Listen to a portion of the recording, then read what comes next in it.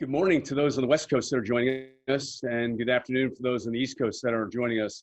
I'm Hunter Muller, lead principal at Hmg Strategy. My team and I are excited to be here. I think we have a world-class conference, a world-class agenda set up for you. Live, Hmg Live from Silicon Valley, our CISO Summit. Welcome, learning from past and present to reshape the future of business. So we couldn't do what we do without our partners, strength in national partners, Awake Security, Darktrace, Forescout, Obsidian, Sonatype, and Zoom. Really appreciate all of your active engagement over the years and certainly today. You all make it happen. So please, when you get to the marketplace, check them out. A big shout out to the San Francisco Bay Area SIM chapter. Been partnering with SIM on a national level now for about 14 years. And we have Mark Taylor. Mark from SIM International. Welcome to the program, Mark. Hey, Hunter, thank you so much. And thank you again for the invitation to join the summit. Always a great experience here. Just want to shout out to Steve Callagher and the team in San Francisco. They've been doing a great job building a great local community there among the Valley. And they've got a great lineup, Hunter, for the fall. So I would invite everyone to step over, take a look at the simnet.org site, see what's going on in San Francisco and the Bay Area throughout the fall. Thanks again, Hunter, and thank you for your investment in the SIM community in the Valley. Great, Mark. Great to see you, and thanks again. You bet. New for Hmg is the Hmg Marketplace. Many tech leaders are struggling to find the right solution to their technical business problems. Hmg Strategy has created the Hmg Marketplace and Reference Center to connect tech leaders with subject matter experts from peer-vetted providers of critical services and hot new technologies. The Hmg Marketplace, think of it as a reference center, a library to find out more about our partner companies and then set up a meeting. It's challenging for all of us that we can't be together at these events. You won't be meeting necessarily with a salesperson, you're going to be meeting with myself, our senior executive team. This truly is a game changer.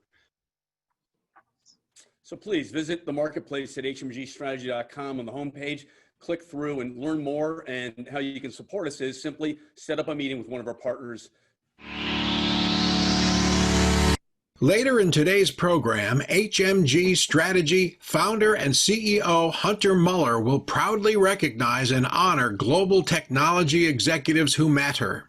These top-tier CIOs, CISOs, and other technology executives have genuinely distinguished themselves in business transformation, digital disruption, innovation, and talent development through even the most difficult circumstances. These awards are not given lightly.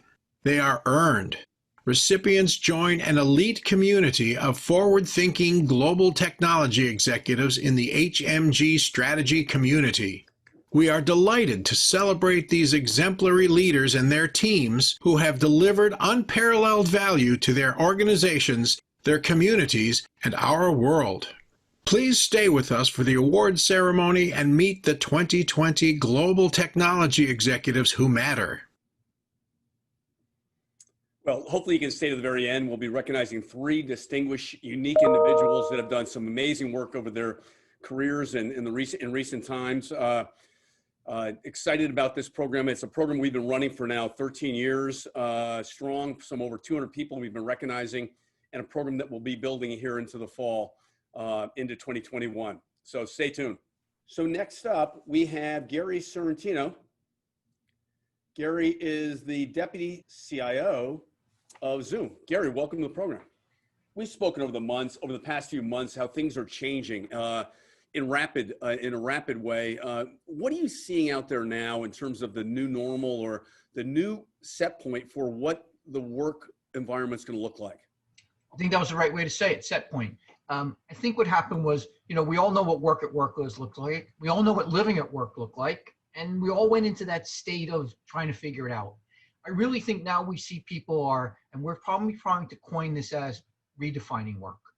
I think everybody's gotten to the point where this is an extension of where we're going to be. This is not a fire drill. This is not a 2-week vacation. This isn't a business continuity test. Zoom just announced that we're probably not going to go back into offices for almost a year from now. More and more companies are moving that deadline out. So I think now both employees and employers are now looking at this to say, okay, look, this is long-term. Now's our time to put our heads together as employees and employers and figure out how to create that a normal a stronger new normal going forward. But it's got to focus on collaboration. It's got to focus on security. It's got to focus on productivity. It's got to focus on personal safety, which normally wasn't part of the three. It was collaboration, security, productivity, but we have to bring in personal safety now. Personal safety, what does that look like? So I think employees, I think they're going to, even when they go back to work, things are going to be different. Social distancing needs space. So think about it. We built all these great close-knit areas for people to work, you know, free seating, things like that, right? We densified. Those are all going to go away, maybe every third seat. You're going to see those huddle rooms. They're now going to become great single-person office crash sites for when people go back to work. What other place? You go into this little glass envelope, for lack of a better word, that was meant for two people, and it's a single person with a door. Anybody wants to get a hold of you, they either got to call the number in there or they got to video conference you, and you get to work at work in a very safe environment. But I think that employees are going to look for a couple of things different. They want to see cleaning people on the floor. They want to see that when I move from a common area, someone comes in and cleans that, not just overnight. I think the other thing we're seeing is, as we're talking to people who are returning to work, is the employees want rules, not rules that they have to enforce. In other words, if the firm says everyone has to wear a mask, as an employee, if I'm working on a floor, I don't want to enforce that. I want the company to enforce that. I don't want to argue with my peers and my colleagues about why are there 4 people in this room when the room was slated for 3. The other thing is how we collaborate. I don't want you coming near my desk. If there's a circle around my desk of 6 feet, I want the company to support the rules so that I don't have to do it. See, at the end of the day, I just want to feel safe. And I think until we can prove that to the employees, why would they come back? Are there any other changes that we might be able to expect? You know, let's pick on some technology. So I'm sure you're the type of person that when you're in your office, you walk around and talk to people. You pick up the phone, you call people, right? We always learned how to work person to person. And I think that's going to change a lot. Let's just take a common technology, the telephone. We worked with companies and they're looking at their telephone, and the employees on surveys said, I want to know that when I come in to work, that phone is sanitized. Someone has sanitized that phone. And remember, phones became very public. You go to a huddle room, you pick up the phone to call someone, you never questioned who talked on that phone before, right? You go to free seating, maybe 5 people use that phone in some days. And so until you can convince me that it's sanitized, why would I use that? And so a lot of companies are looking at things like, let's just get rid of the phone. This is a great time to get the voice over IP, some voice over IP solution, and move that phone into the desktop. I worked with one CIO, he even went a little further. He said, people won't come to work unless they know that the items that they touch are sanitized. So he moved the phone into the desktop. That's creative. Then he said, why don't I give everybody a small mouse, a small foldable keyboard, and a headset? I want you to bring those home every night. Clean them if you want, don't clean them if you don't want, but when you come to work the next day and you put those out on the desktop, everything you're touching was under your control for sanitizing it. So now we're seeing this rush for voice over IP to get rid of those hard phones. I mean, I never thought that the pandemic would get rid of a technology, but think about it. We're going to eliminate possibly a device that we can't really certify that's clean and move forward. And the caveat is, by giving voice over IP, when I am working home those few days, same phone number's with me. Fascinating stuff. You know, how does video play today and into the future here in this whole new norm? You know, so not because I work for Zoom, but just because even if you're sitting out there looking at it, I think that video is going to be everywhere. I think we have to learn how to work in a new hybrid. So think about the new world. We're in a room, 2 of us, we're in a group of 4, 2 are working home, we're working at work. We make a decision. We have to communicate that. The people in our team are not on a day off. They're not on a lunch break or a coffee break. They're not physically coming back again.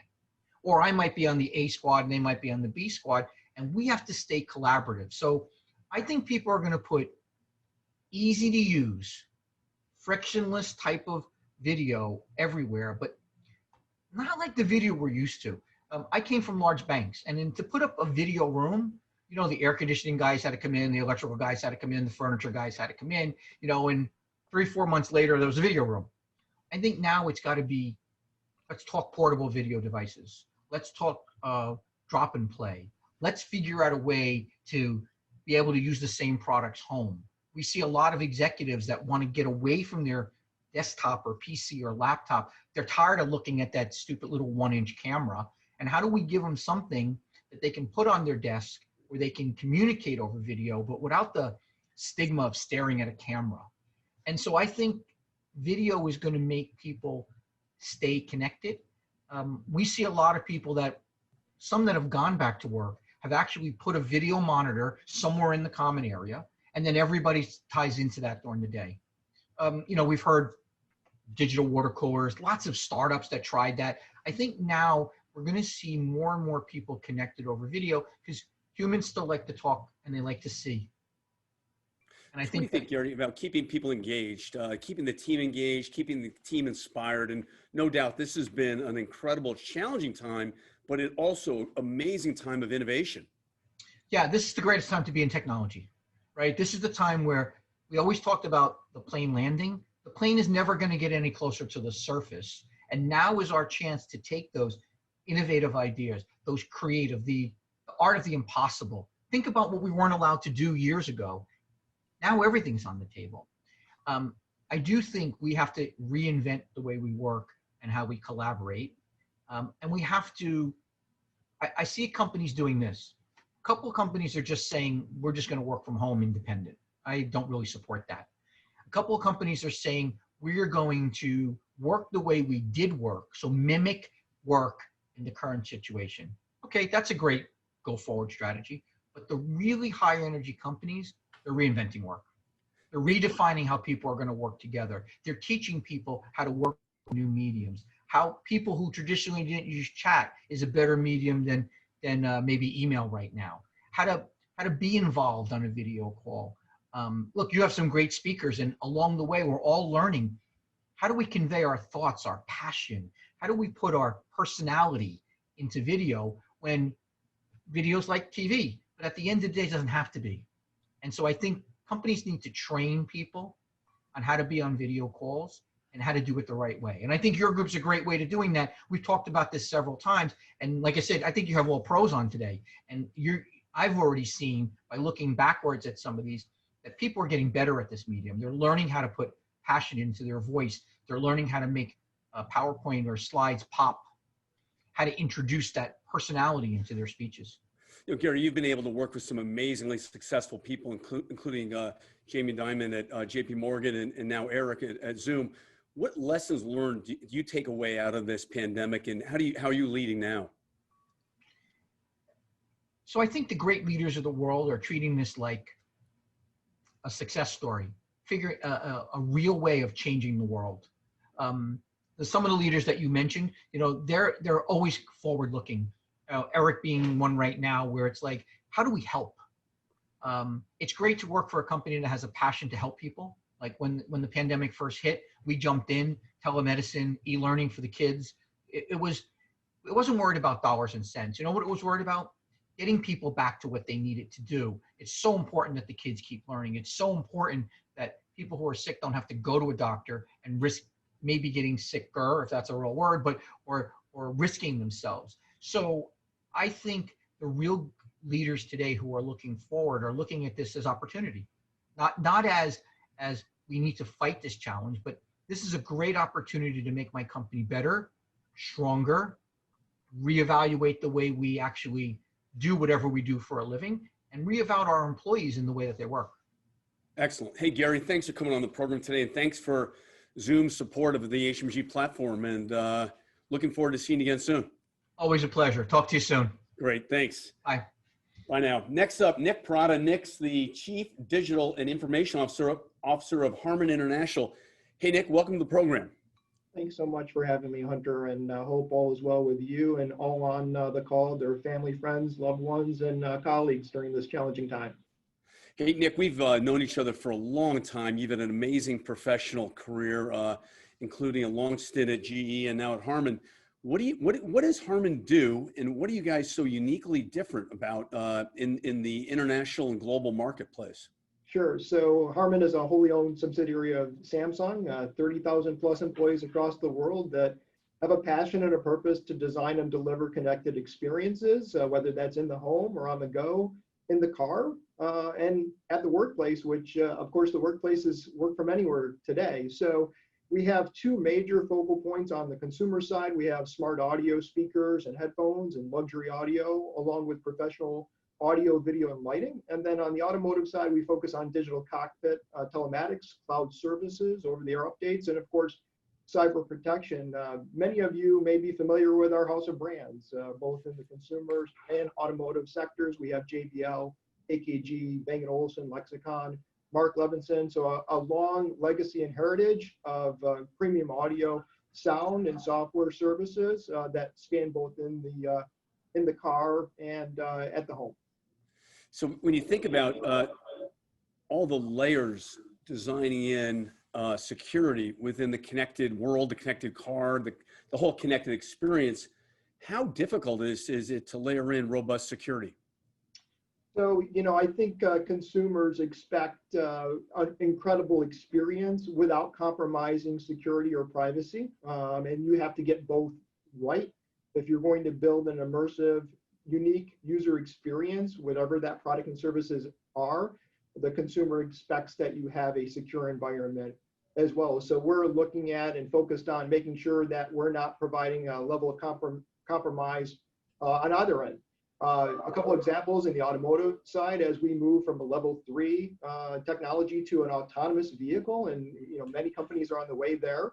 Harman has a specific team focused on automotive security where they look at both two products, an ECU shield and a TCU shield, which the equivalent of an IP IDS inside the car. The ECU shield detects and prevents hacking and intrusion and critical communication disruption. The TCU is integrated in the infotainment or digital cockpit, along with telematics to protect against unintended and potentially harmful wireless communications. People want to know that if they're going to take the positivity of an autonomous vehicle, they want to make sure that it's safe.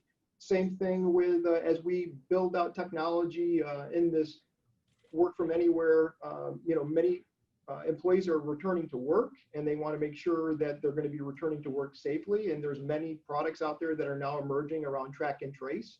We built one specific for our employees called AccuAlertMe, which promotes social distancing behavior among the employees and visitors without compromising any privacy or health information. So being able to help, as Gary pointed out, making sure that we have the appropriate protective equipment on site. We're managing the social distances. Our IT help desk are maintaining careful practices on contactless support. We also want to add that added layer of being able to provide technology that helps people understand whether they've come in contact with someone potentially, and how to make sure that we're keeping those employees safe without compromising personally identifiable information. Nick, you've also been very dialed into the innovation and the product set going forward and strategic partnerships around the globe with other companies. Talk to us a little bit about that. And that's truly the future of the role of the tech leader, right?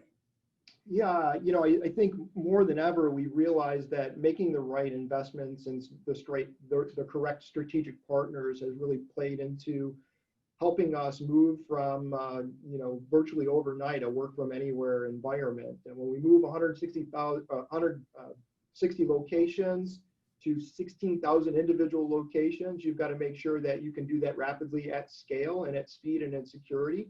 And we've been very fortunate to partner with the likes of Cisco and Darktrace, in particular, Amazon and others, to really firm up the data centers, the cloud, and the endpoints, and ensuring that we're giving a robust experience around collaboration, communication, and security anywhere in the world. And that's not easy to do. Certainly VPN has helped us secure, with those concurrent users, the monitoring and managing of the backbone.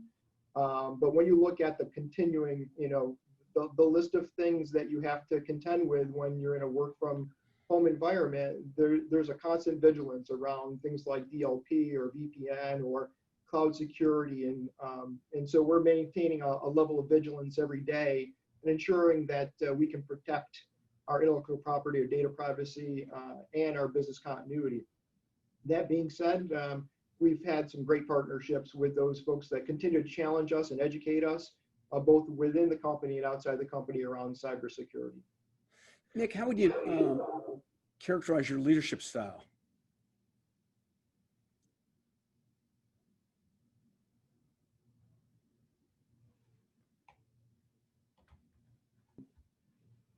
You have to be adaptable, and you have to be collaborative.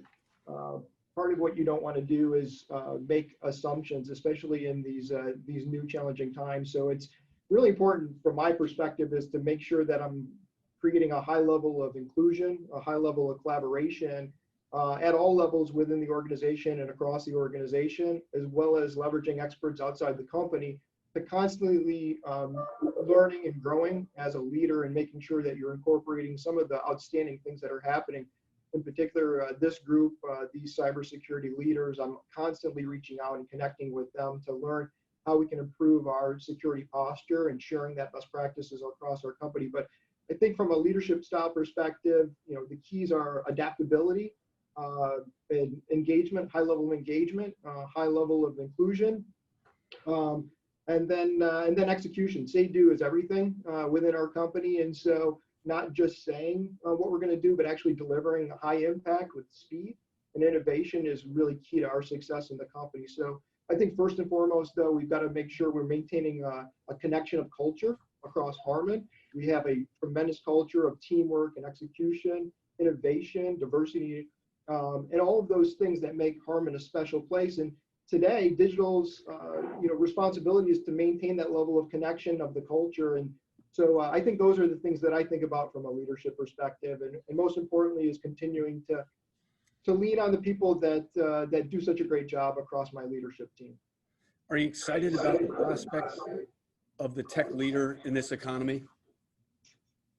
I am. I think the tech leader has been out in front for a long time, despite all of the challenges that we've been facing over the number of years that I've been involved with the technology. We've had, things like the financial crisis, 9/11, a whole host of things that continue to put us at the forefront of helping us navigate these challenging situations. And so, every leader is being tasked with helping drive profitability and growth and productivity, and now maintaining a level of connection and collaboration to keep the continuity and the delivery to the customer consistent. So I think it's been there for a long time. The technology leaders have been at the forefront of many of these things. And what I like about the technology role is it's always changing. It's always a different day. And while we have to maintain a level on the basics,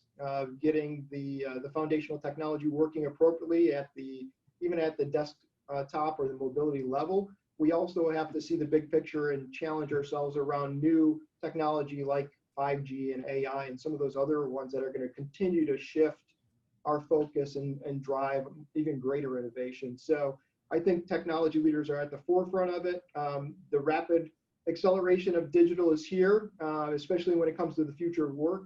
And there's no better place to be than being at the lead of these kinds of things. Hey, Nick, great to have you on the program. Thanks for coming in, and we'll catch you later. Stay with us. Thank you. Great to see you. Next up is Marcus Fowler. Marcus is the Director of Strategic Threat at Darktrace. Marcus, welcome to the program. Great to be here, Hunter. Always a pleasure. Great to see you. Where are you coming in from today? So today I'm actually outside Philadelphia. Usually I live outside Washington, D.C., but had to take the kids up to hang with the grandparents right before school kicks off.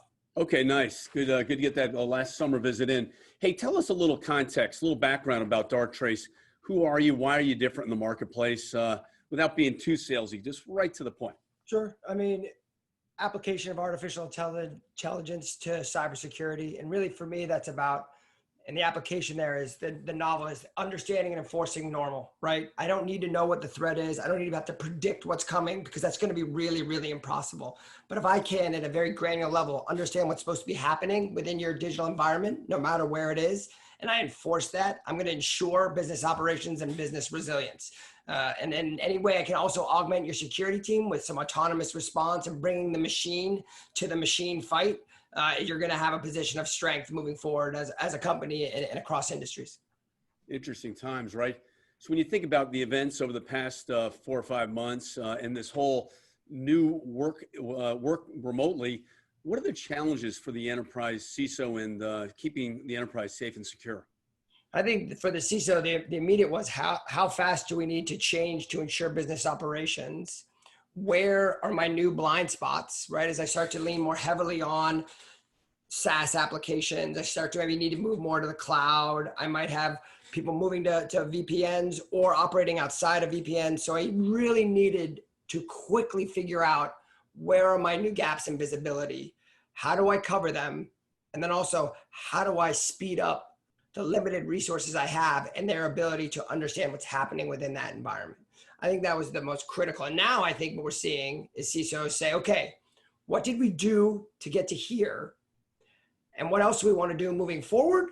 Or what do we want to reevaluate that we did under extreme pressure, right? So we needed to make, what have we done that we want to maybe further validate or move in a different direction, right? And for Darktrace, our goal, and the reason I love the HMG network and I love our own CXO council is I want to know where the industries and where the companies are trending and moving from a technology standpoint. And I want to meet them there with the security they need to do that well. So when you think about what's unique about Darktrace, there's a real learning component, real-time learning component within the context of the shield that you provide the enterprise and AI, right? That's absolutely right. It is, you know, I think when people often think about understanding and enforcing normal, they think, oh, it's a snapshot or it's a baseline, but it really is a rolling real-time situational awareness. And it was probably put to the test more than ever before during the time of extreme change in going to work from home. And I was blown away that it really was seamless because it's an unsupervised learning approach. It didn't need to be retrained as your workforce and your normal changed drastically. It kept pace and ensured that same visibility throughout. So when you think about the most recent threat attacks that are hitting enterprises across industry, what is it about Darktrace that uniquely positions you folks to be the right choice? Sure. The ability to be threat agnostic, so being totally signatureless. I don't need to know WannaCry to predict what WannaCry 2.0 is going to look like, right? I don't need to know what the ransomware group that went after Garmin, what their tradecraft is as compared to the one that went after Canon almost in the same week. I just know they're going to need to come into your environment and do something that is totally abnormal for that environment, and I'm going to stop it in its earliest seconds. That's really critical because the level of certainty and consistency, I can understand and predict your environment as compared to the amount of certainty and consistency I can predict what a nation state, what an insider threat, what a cyber crime organization is going to do is just totally different, right? The position of strength is understanding your environment and being able to autonomously enforce and respond within it. How do you coach CISOs in the relationship between the CISO and the CIO, making sure that they are really tightly aligned and then rolling up to the C-suite? Sure. A lot of it is making sure that we have the, easily available reporting and metrics that they can carry up to that board, right? How have you shortened my FTE needs? How have you shortened my time from incident to mitigation, from alert? How much? So it becomes much less about how many things are you seeing, rather how quickly are you seeing it and how quickly is that team being able to go from didn't know to fully resolved, fully informed, never reaching that place of damage control, right? We never want that company to reach to damage control. We want to be able to mitigate and prevent well before that. And that's really powerful. But I think your point's exactly right. Sitting down with the CISOs, CIOs, I do that all the time with our current customers. I get a ton out of it. Like, how more could we help you in terms of presenting metrics and understanding? Especially if you're talking about something like autonomous response. Like, I stopped WannaCry within its earliest seconds. That's a non-event. So how do I say to you, well, we dodged Armageddon. It could have been this bad, right? But that's what occurred. But how do you kind of frame that in the best way possible so that value cost is best understood? I think also where we step into compliance and risk. How can we autonomously enforce compliance is starting to really trend at a super level in terms of the number of different industries that are really worried about how their risk and compliance policies are being followed. Okay. You talked a little bit about your CXO council. Talk a little bit more about that. Sure. We tap into some of the leading CISOs and CIOs across our company base, sit down with them quarterly or as much as possible, really, to get their input on not so much on how's Darktrace doing, but where would you like to see us head? Where are you thinking of going with your technology? What issues and concerns are keeping you up at night? Or what different reporting, I mean, go back to those metrics and reporting, right? What type of executive reporting would you like to be able to have at the click of a button in your hand to talk to the board? How can we do that? So much of our R&D, from the products to the presentation to the reporting, really is taken from input, not just from those on the council, but those across our customer base at customer summits, at customer engagements, really drives everything we do. You know, we started working with CIOs over 30 years ago when the title was just emerging. And we quickly figured out there's this gap around leadership skills, business skills, storytelling skills, the whole executive presence, and being effective with the C-suite, the line of business, and the board. Where do you think the CISO lines up regarding a maturity model in that space, and how much work needs to be done in closing any kind of gaps? I think it's matured quickly. I think when you have both a CIO and a CISO, it starts to get a little fuzzier in terms of roles and when handoffs, in terms of, you know, how their roles are delineated. I think increasingly you are getting a fairly clean security and security concern, and then broader information, compliance risk, and some of that as well. But I do think it's maturing. There's always that test between, you know, the technical CISO, the CISO that has all the technical aspects, or the CISO that might be moving towards that, you know, engaging the C-suite and then has a technical cadre beneath them. I've seen both. You know, some kind of grow up through the ranks, some are brought in. I think it's really still evolving in terms of what the right makeup is, but maybe that's by design, because it really needs to be defined on how that company or what that company's requiring in terms of a leadership role. Right. You know, I want to really thank you and Darktrace for jumping in early and being a founding partner for HMG in launching the marketplace. Really excited to have Nicole and you behind it and around it. Any thoughts on the marketplace? No, I think you guys were very quick to do exactly what Gary was talking about in terms of taking advantage and leaning into change and really making it, you know, those technology leaders, those technology discussion leaders like yourselves, and really evolving it and taking it to another place, rather than just damage control and surviving, but how do we thrive in this space? And what does that mean? And I think the marketplace is exactly that step that's needed to be taken to, again, allow this space to thrive and even remain once we go back to whatever the next normal is to some extent. Hey, Marcus, thanks for coming on the program today. You guys, Darktrace is clearly one of the HMG's top picks for disruption and innovation in a very difficult time.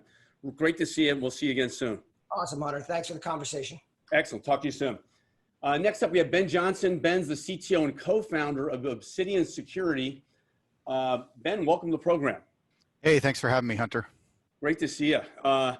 Hey, you know, we got introduced via your CEO and through Greylock, who's been a partner of ours for a long, long time. You guys have a really interesting space within the security profile in the enterprise. Share with our audience here today what's unique about Obsidian and what are the problems that you're addressing? Yeah, I also think I forgot my collared shirt today. But I live in Southern California, so maybe it's allowed. Yeah, so I actually came out of the endpoint space. I was CTO of Carbon Black endpoint security company, and my co-founder Glenn was CTO of Cylance. So, you know, we were fierce rivals. And so it's a funny story that we decided to form a company together. And so what we did is we came together and said, we need to look at where everyone's going, which I think has already been a theme in the previous conversations today, is like, where's the market, where's tech, where's business going? And we said it's going more to cloud and ultimately towards SaaS, right? And in fact, when I talk to CISOs, I quote them and quote you all and say, you know, the journey will end in SaaS, which, you know, we like to hear that because that's what our focus is. But ultimately, we're trying to connect to your SaaS apps, do continuous security monitoring, look for account compromise, look for insider threat, look for data leakage, really be like an EDR for SaaS kind of capability. And what we're seeing is already a lot of interest around this area, but certainly in 2020, it's accelerated. Well, Ben, this is really a huge area, right? It's clearly now just big news today, right? Salesforce is replacing Exxon and Pfizer and Raytheon in a Dow switch out, Dow 30 switch out.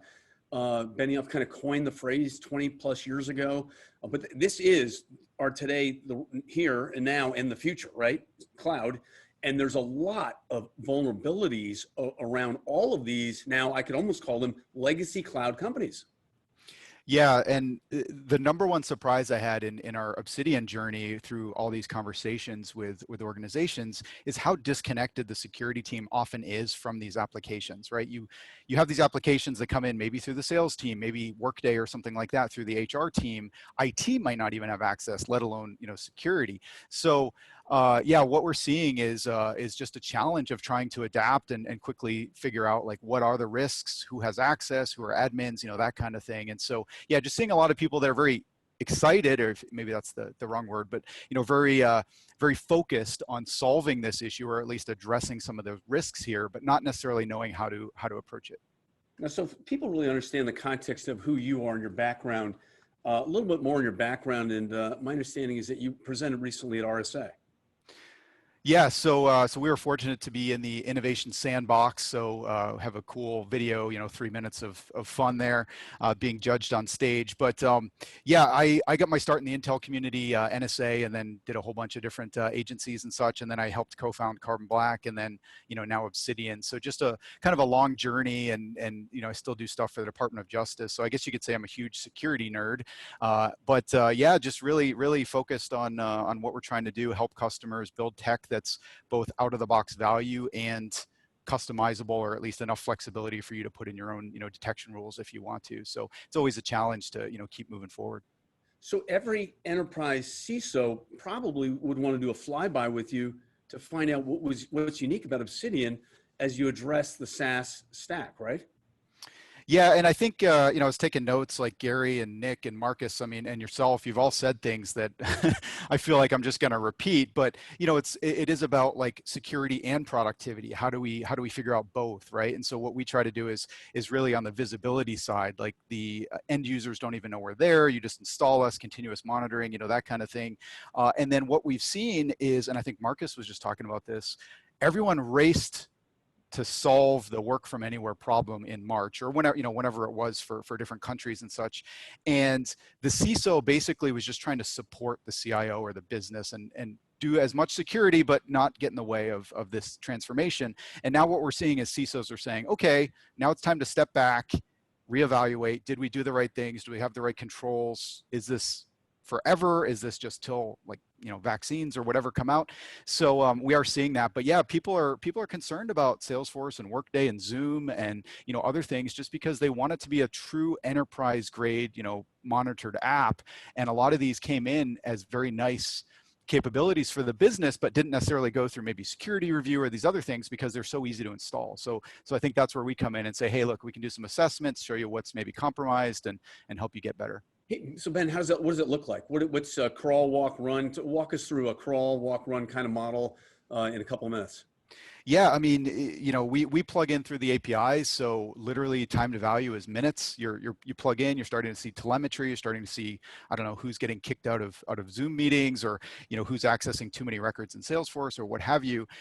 And so very quickly people are starting to get insights, whether it looks like compromise and threat detection, threat management, whether it looks like hygiene problems. Here's all your admins that are missing MFA or people using weak authentication. Here's what your admins are doing in terms of new accounts. Here's your stale accounts. We see a lot of just stale accounts out there, right? People that left or just don't use their access, and that's sort of ripe for abuse. And then you're kind of up and running. Your SOC, your IR team, your threat hunting team, et cetera. They all just kind of dive into the data and start to hunt and look at detections and that kind of thing. So yeah, it's really about like rapid time to value and ease of use, I think, is really where we start. And these are big holes or big opportunities for hackers to get in, right? Yeah, they can be. I mean, if you're, global admin in Office 365 or G Suite, or, people are connecting all sorts of third-party apps to Slack or, Salesforce, and we've actually seen some malicious OAuth, third-party apps that get added to maybe G Suite, and then it pulls down all the documents and stuff like that. So there's just a lot going on, and I think just trying to understand the surface area, first of all, is the issue. And, maybe even zero before one is the security team talking to the business unit and saying, can I actually get access to these apps? Because again, so often we see there's a disconnect. So back to the crawl, walk, run idea. You can install and start to get feedback within hours. What does a report look like, and how do we then roll that up and use that to take action?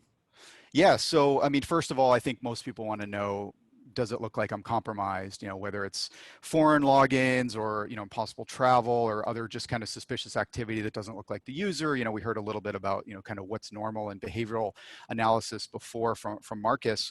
But you want to know that first and foremost. And then secondly, you want to know, is anyone on the inside downloading everything or doing things that are a bit, out of the ordinary and suspicious? And then you start to go to the hygiene. So, do I have too many admins? Do I have people that aren't using their accounts? Do I have misconfigured settings? So then you start to see, how do you improve, right? So are there any fires? Is the first kind of question. And then secondly, there's always hygiene issues. All of these apps are so fast moving. The environments are so dynamic. You're going to have just, hygiene issues, and you need to go address those. So usually that's a big component as well.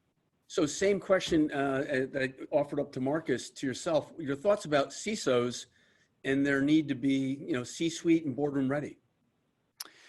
Yeah, I mean, maybe this is a little dramatic, but I view the internet as a war zone, right? And so if you're not giving your, security or, a seat at the table, then how are you gonna operate, right? And yeah, it's so much of it's selling, right? The CISO has to sell his or her vision, his or her strategy, has to enable, has to be yes but, right? It's probably a cliche, but instead of no, you're saying yes but, and really being an enabler and just saying, here's the risk. Is this acceptable for us, right? And then the business can make a decision, but it all comes back to communication and people for sure.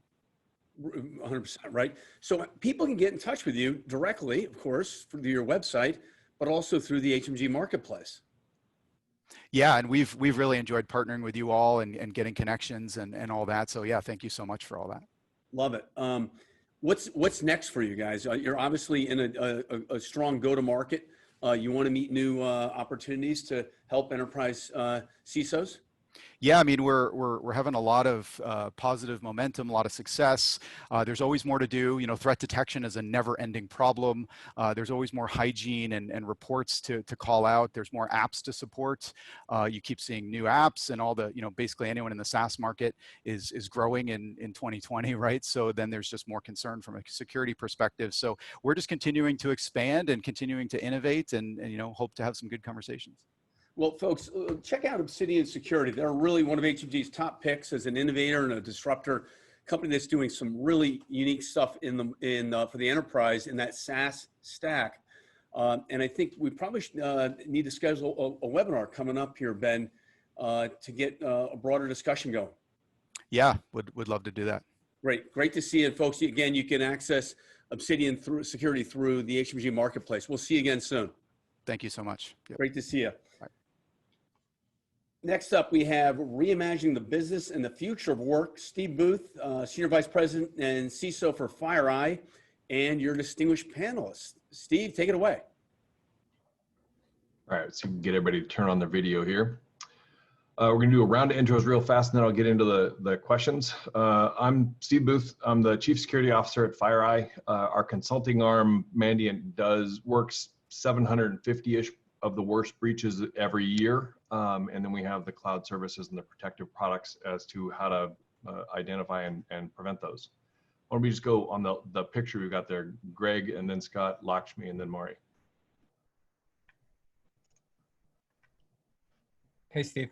So this is Greg Kirchenko. I'm a Deputy CISO at Guardian Life. I've been there for about 5 years now. And we've had to go ahead and happy to participate on this panel. So thanks for having us today and helping to lead this discussion. And I'm Scott Howd. I'm the CIO at McAfee, who's a cybersecurity company. We do device security and cloud security. Lakshmi. Good morning, good afternoon, everybody. Lakshmi Hanspal, Global CISO of Box, leader in cloud content management. And I'm happy to be here. Some familiar faces, but really looking forward to sharing my thoughts and learning from others as well. Hi, Greg. Good morning, good afternoon. I'm Maury Cupitt. I'm the Vice President of Solutions Architecture, which is a fancy way of saying technical sales. But helping companies really secure and be more productive with the applications they're building and really focus on the digital transformation. So just really happy to be here. So on the security side of things, I think that one of the best things that we have for our careers is that we adapt. You figure the networking team, they probably have been doing Cisco switching and routing relatively unchanged for 20 years. Whereas in our case, I figure there was no ransomware a few years ago. The vulnerabilities changed, the attackers changed, the techniques changed. It's kind of what we do. In that vein, global pandemic hits, and one of the things I've been hearing from a lot of the CISOs is that we got tagged as, okay, crap, what do we do now? So the purpose of this one's going to be not only what did we do, but more importantly, what are we doing going forward? So Greg, how about I start with you? Take us to the beginning on this one. So when the stay-at-home orders came over, what were the top challenges you had, you and your team? What did you have to deal with when the shift to work from home happened? Yeah, so that's a great question, Steve. And for us, we learned a lot from Hurricane Sandy, which happened on the East Coast probably about 8 years ago. And one of the things that our executives said is we never want to be able to be in a position again where we're not able to work remotely. So we've been practicing work from home. We just never did practice it from that big of a scale. So what we ended up doing was, the day that we were issued to go work from home was the 9th of March. We went home, tested it. We had, 95% of our organization online and working. And from there, we continue to just make sure we monitor, make sure we had the right levels of capacity to go ahead and support our ongoing infrastructure. We've been very cloud focused and cloud first for about the past 4 years. And as we've been doing that, it was, a pretty relatively seamless transition. The big thing that we had to check for from a security perspective was new use cases. Working from home and printing was a big thing for us. We had to go through that.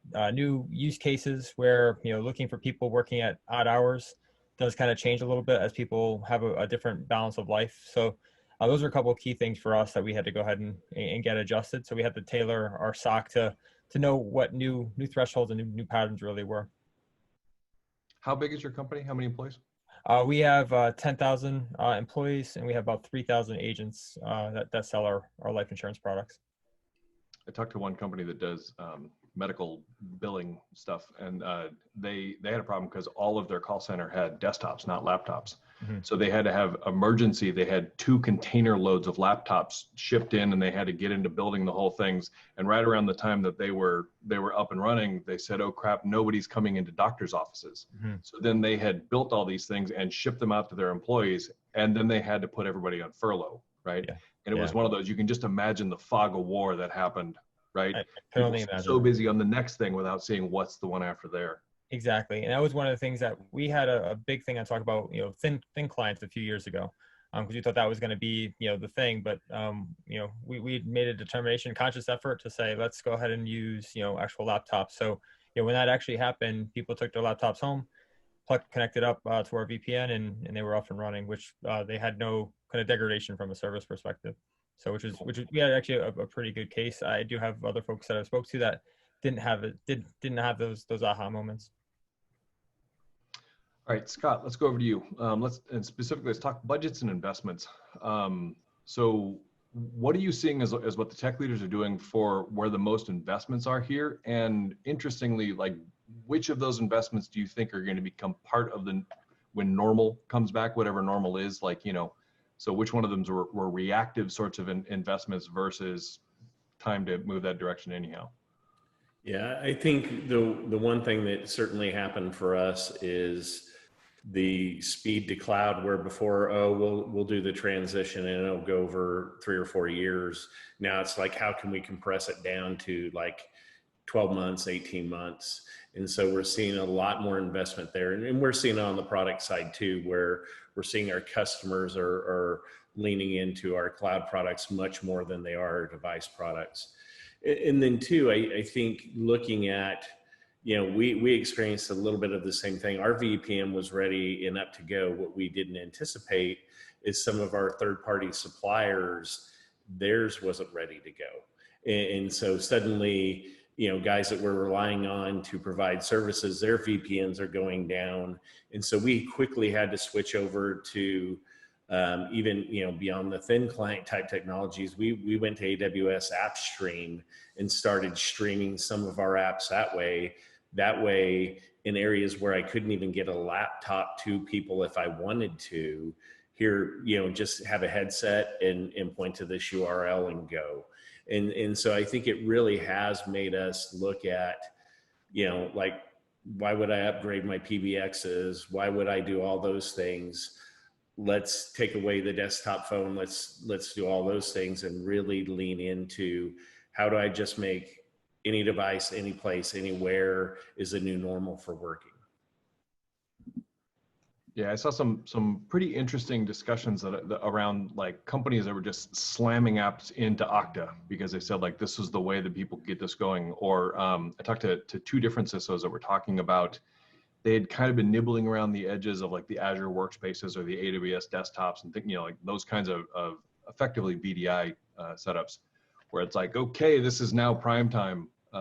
And there was one of them, ignoring the name of the company I was talking to, it was like, all right, so we have to get this built right now. And while you're building it, let's build that security architecture about how to do it well, right? I mean, it was one of those, ready, shoot, aim kind of situations. How did that whole chaos go for you guys? I think that is back to, I think, Greg made a really good point, and it's a very salient point. Like security guys got to stop being I'm the last mile, and instead kind of switch it around and say, okay, let's us be first to the table with those technologies so we can start getting it right in anticipation of people coming over and asking us to deploy those technologies. And we got a little bit of the same advantage that you do of, hey, I got a pen testing team that I can turn it over and they can test the solutions as I go, and that certainly helps. But not every company has that advantage. And so, I think the importance of forums like this where you hear what everybody else is doing, and even if your company isn't doing it today, boy, go research it and figure out where that's going. So it kind of helped that we, and granted we're a high-tech company, right? But we started thinking about that movement anyway, and we were talking about it when the pandemic hit. And so we had already been playing with that technology some. So, like I said, I think a lot of times security guys are like, oh, when it comes to me, I'll figure it out. And it's like, no, even if your company's not doing it, start playing around with the technologies now because you're going to need it down the road. Yeah, we had a similar one. We were doing the Azure desktops literally only inside my team because I have staff all the way around the world, Ireland, India, Australia. And we were doing some logging things on local logs, and it was just faster for them, right? So it let us have a working pilot of something that ended up being really, really useful for some of the remote people in other groups. Okay, Lakshmi. Lakshmi and I have done a couple of things together on sort of board communication stuff. So let's take this one a little on the proverbial shit hits the fan, time to have to explain to execs in the board, what are we doing? How did this whole thing make you sort of rethink your boundaries of trust, and how did you explain that to the execs? So when we think about our board of directors or audit committee, not just in a pandemic situation that we're in right now, but in general, I think there are three things that they want to know, right? What is it that we're continuing to be protected from, and what has changed? And if something has changed, is that a strategic direction, or is that a temporary fix in some way, right? So that, I think that lens for our board continued to remain the conversation, going into this situation as well. I think what changed when we think about rethinking our boundaries of trust with, Greg, Scott, both of them mentioned building newer environments, expanding existing capacity. So these boundaries, as they shift, as they become nebulous, as it becomes an enabling workers with bring your own devices as well, the boundaries of trust have shifted. So that means that, can you depend on geolocation anomalies anymore? Can you depend on impossible travel anymore? Probably not. So it led to us tweaking some of our correlations where we don't inundate ourselves with false positive or information that doesn't serve its purpose in a way of creating anomalies, and go factor in or focus in on other aspects that do serve the purpose right now. Like, for example, activity in downloads that are increasing, activities in collaboration that are increasing, and so on. So that was one shift, right? So that was in terms of correlation and monitoring. The second one was business decisions. I'm sure many of you are thinking about the loss of clean room facilities. Greg, you mentioned, I think, customer support, you mentioned patient support, building out that environment. So for us, it was, if customer support has lost clean room facilities, and clean room is, you can't bring in devices, you can't bring in any recorders, it's a vetted sort of environment, how do you still enable customer support from the work from home environment? That means there were some business decisions that needed to be made, such as not taking credit card or funding instruments over a phone because there's no secure line anymore. So certain business decisions that needed to be adjusted, adapted. And the third is that we, not putting anything on hold, such as purple team exercises or red teaming that would happen. So in fact, we increased the frequency of it, and we didn't put anything on hold in terms of our activities that would have continued in this situation. Yeah, I had an audit committee meeting where, run through the whole thing, and one of the board members ends up saying, like, okay, are we in a better place or a worse place now? And you know that they're wanting the cute little nice single word, oh, everything's fine, boss, right? And you're like, well, some of it's better and some of it's worth it. And I could just watch her glaze over, right? It was like, oh, you're going to give me a nerd answer now, right? Right. And you're like, both. And I think, the way I think about it is, when anyone asks me a question, are we secure? I pivot to, are we protected? Secure is a sort of a, binary state for me. It's like 1 or 0, right? Whereas protected is a continuum. So let's talk about, are we protected and where we are in that continuum. And the second is that when we think about, are we worse or not, the question in my mind where I pivot to is, if you're asking me how much risk we're taking, it's akin to a question you're saying, how much business do we want to do? Right? It's all driven by how much business we want to do. If business didn't want to do anything right now, and they said, okay, let's put a stop, it'll be easy. But that's not the case. So I think pivoting to, are we protected? And we are adapting to the velocity with which we see the business moving. And it's more important to adapt and travel with that pace and not be out of pace. I think those two lenses give a better view for the board. Yeah, I like that one too. I like being able to discuss resiliency and things like that, as opposed to, a binary yes, no, we're fine. Okay, Maury, your company does DevOps automation. So let's talk sort of the DevOps world, cloud scale, that kind of things. With everyone working from home, there's a lot of changes in who's doing what and how are you enabling or allowing DevOps work. What are you guys advising customers on to focus on for enhancing security in those areas? Yeah, and I think, Lakshmi, when you say the velocity and we're trying to still do business, we're still in the midst of a digital transformation, right? If we go back to 1989 and Edward Deming, I call it digital transformation with a purpose. It's like create a consistency of purpose and dedication to improvement of competitive position to keep the company alive and to provide jobs for their employees, which like right now, that's kind of what's on everybody's mind. It's what's on my customers' minds. It's how do we keep the company alive? How do we provide jobs for our employees? And we want to do that securely, right? So the need for digital transformation isn't just a theoretical best practice anymore. It's a necessity, right? We have to do more with less. Over the past, specifically with my team, actually, 90% of our company is remote. All of my team is remote.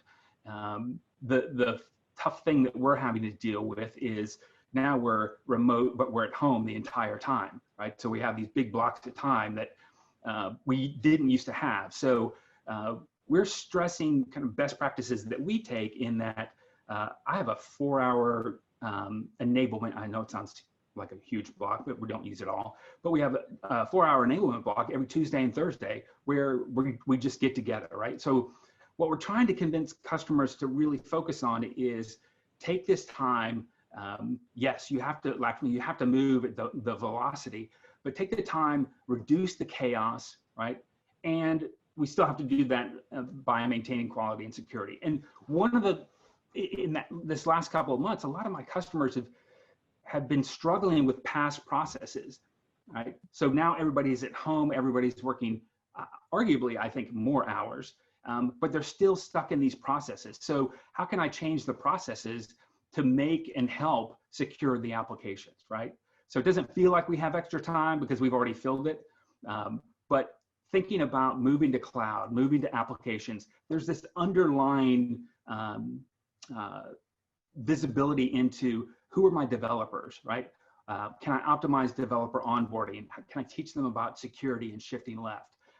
The one customer that I'm working with, it's in the travel industry, just, you know, their industry's been hammered, right? But you're trying to add security to this and you have this little stumbling block of Active Directory and LDAP have no concept of the applications that teams are working on, right? So can I make these little changes that aren't necessarily I'm blocking this security concern, but I'm putting structures in place that allow me to quickly add teams to open source security tools like the ones that we sell. So it really, you know, I think Thursday I wrote a script to pull all the application names out of one tool and automatically create them in another tool and organize them, and then we're going to add LDAP. So it's how do I add these little things to actually help me be more secure.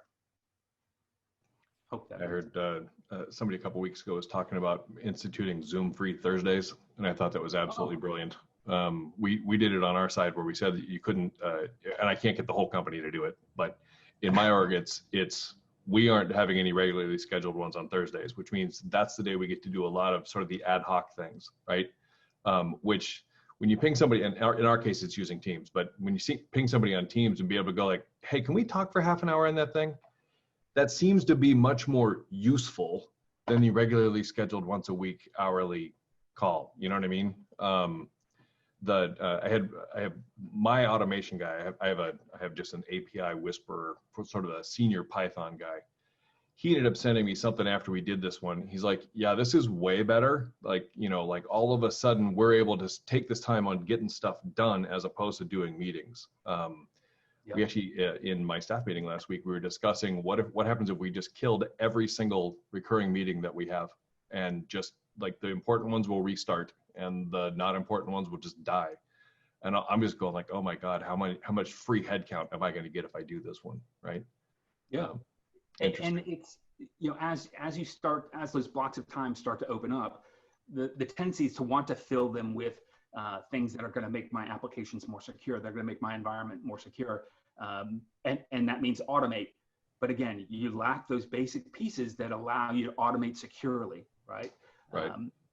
To be able to automate quickly. If I have to bring my team back from furlough, how do I quickly add them to a new set of applications? Yeah, there's a cultural thing on that automation too, where you know, we all have the crunchy jerk that's been sitting in our SOC for 15 years, right? The guy who waits for the red blinky light. That guy's going to grumble no matter what. When he all of a sudden, instead of grumbling because of the stupid user, instead he's grumbling like, can't I just automate this? That's the cultural shift that happens when you said, okay, now we're somebody that automates. Because even though he may not be the one that's going to write that piece of automation, he's thinking in terms that we could make this piece of irritating work go away, right? Mm-hmm. It's way more like thinking like a development org as opposed to thinking like a classic security org. When your SOC is having to get into how would I look into what got checked into Kubernetes in the last 24 hours instead of you know, what's the latest red blinky light that went off? Those kinds of shifts end up being really, really interesting as to like, okay, do I need the next SANS class, or do I literally need a Kubernetes class, that kind of thing?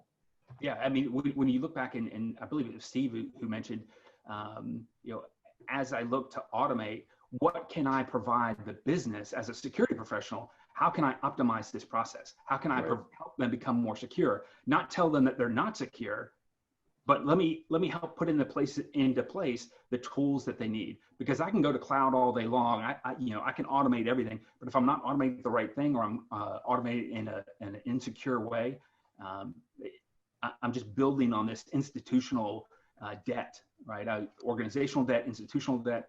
It's still technical debt, but it's debt that I think we're uniquely positioned to actually get rid of a big chunk of it if we choose to. Yeah, it is kind of fun when the security group is the one that said, yes, I put the guardrails in place. Just run as fast as you can innovate, like as quickly as you can go from the idea to hammering out the code. We'll make sure you can't do anything stupid, right? Yep. And just go. That ends up being a really, really good position to be in. So guardrails is a perfect example, right? Yeah. I want to take 3,000 developers. I want to give them all the open source components they can use, but automate it in a way that they don't have to ask permission, right? Just give them what they need. Oh, but don't give them the worst of the worst, right? You automate that part. But yeah, guardrails is a great analogy. Right. All right, so we have about 8 minutes left, which conveniently means we each get 2 minutes here. Being able to get in here and say like, okay, what's new normal? What are the accelerated challenges that we each having to deal with? What are the ways that you know, us as the people that we adapt, how do we help our companies understand that, sorry, it's not going to go back the way it was. Here's more what it's going to look like. So let's do it in the same order. Greg, you first, 2 minutes. Sure. So a couple of things that we've been working on is, you know, being able to give people the right indicators of what to look for. So new norms, as you'd mentioned, but, you know, what are new threat patterns?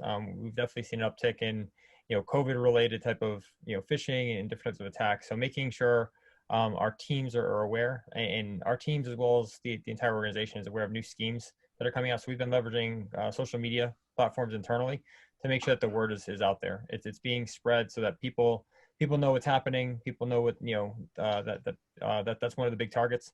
So we've really been focusing a lot on doing that. We've been focusing a lot more on our user behavior analytics use cases. The old norms are, you know, we're there, but now we're adapting to the new norms and evolving. You know, how do we do our different types of responses?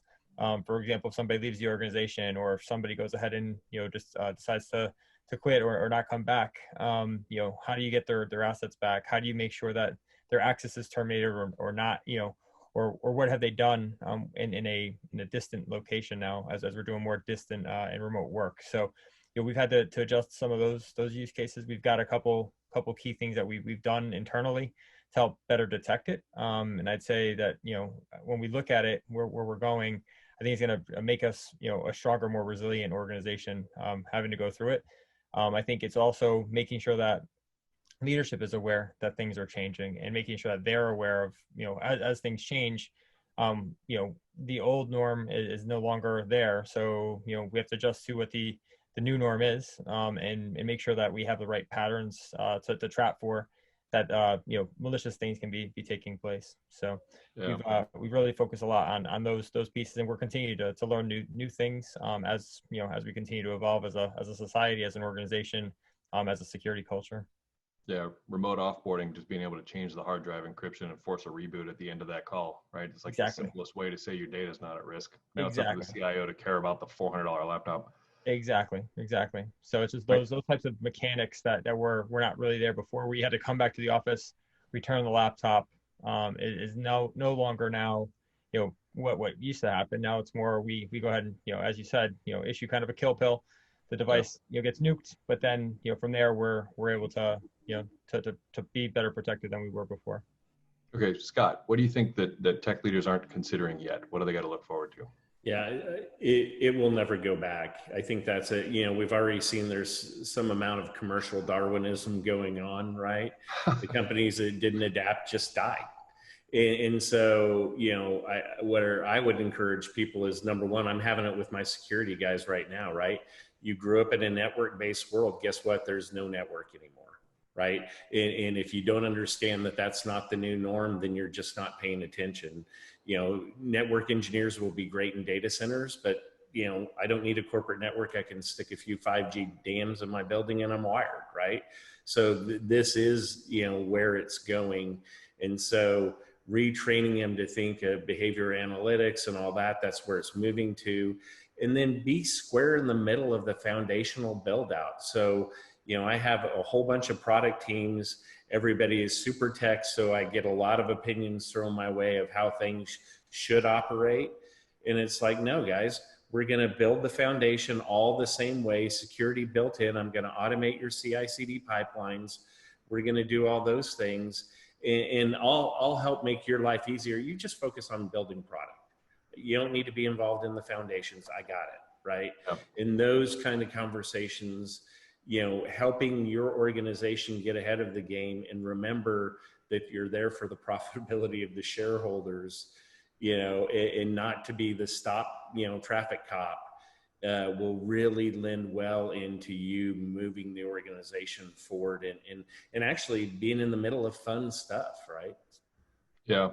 Yeah. No, I've also seen combining what Lakshmi was saying about red teams with that one. Like when you start having your red teams going after, can they establish persistence in your CI/CD pipelines? Because this is how we're doing work from now on. It gets real, real fun. So. Yep. Okay, Lakshmi, what are the trends that you think are accelerating here? I see it in 4 things. One is amplification of risks. I think it's, you know, that is something that is very sort of apparent for us and our customers. The second is acceleration of decision making. And I think that is a trend that is going to continue. People are getting comfortable making decisions in an accelerated space and maybe not having all the data points, but from a more enabling perspective. The third one is automation. What is ready for automation and where are the candidates in terms of process maturity sitting, you know, with that readiness? I think that is going to continue as a trend. More and more of us, either in terms of response, in terms of abuse protection, or in terms of the protection controls, are going to look more into scaling with automation. And the fourth one, I believe it has enabled us to go seek talent, you know, in a way that the channels have opened up that it wasn't there before. Perhaps many organizations operated in a very office-aligned manner for their talent pool, and now it's they're getting comfortable with all the secure remote work and all the guardrails and controls in place that they can now open up and say, let's go after the best talent that is there possible.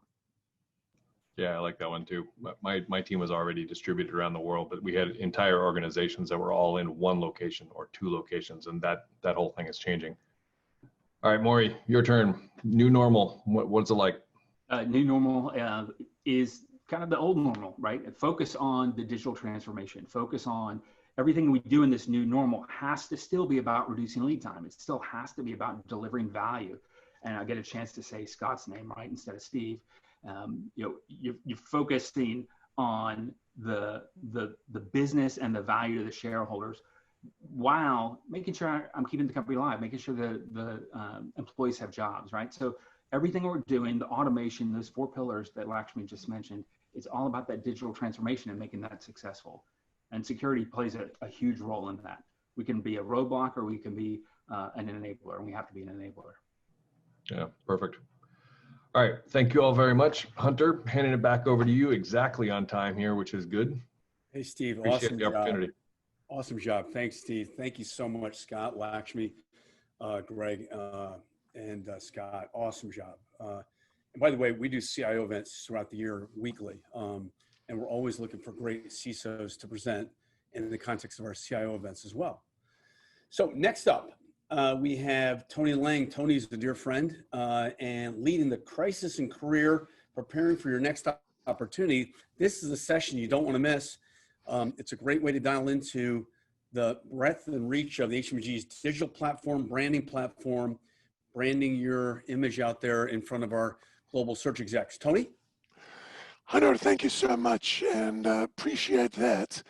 And first, I want to thank you and your organization for kind of keeping us up to speed and for the learning. And boy, that last panel, what a lot to learn. Don't we all wish we had candidates, you know, with the knowledge and the leadership and the capability of, you know, Steve and Maury and Greg, Lakshmi, Scott. Isn't that wonderful? Well, today I've got two really excellent people who are going to join me. Jamey from Korn Ferry is one of my candidates, and one of my panelists, and Michael. You know something I don't know, Tony? And Michael Piacente. Jamey, I'll give you a competitive offer. Yeah, and Michael Piacente is my other individual on this panel. Welcome to the both of you. Thank you so much for being here today. And boy, we heard from some great people. We now want to switch it slightly towards, you know, what are our clients looking for? And we only wish they had the sophistication and knowledge that the people we just heard from have. Sometimes that's not the case. And what I want to do while I'm asking you some questions is also ask everyone who's listening in, you know, here's your opportunity to ask questions from some of the top headhunters in the CISO community, things that you'd like to know. So ping us on the chat during this, and I will try and pick up your questions and ask them. But kind of starting, tell me, how has this COVID environment changed the expectation on the CIO community, and what are hiring companies, you know, doing and prioritizing in their search for CISOs? Jamey, we'll start with you and then go on to Michael. And if you don't mind, as you start answering the question, tell us who you are, who you work for, etc. Jamey. Okay, thanks, Tony. It's Jamey Cummings. I am with Korn Ferry. I co-lead our security practice here, but also I'm fortunate to work as a member of our technology officers practice. And to answer the question there, I guess the first thing I would say is you're probably not surprised to hear that there's been, even pre-COVID, I would say there's a significant uptick in demand for CISOs. I don't think it's probably pretty obvious to a lot of people on here what's driving some of that, but the remote workforce and CIOs and CISOs are being thrust to the forefront of being leaders of the company, whether they want to or not. In fact, here at Korn Ferry, our CIO, Brandon Johnson, joined, I think, in February. And literally, he's been thrust to the center of not only just the technology leader, but he is handling a lot of the business continuity and disaster recovery.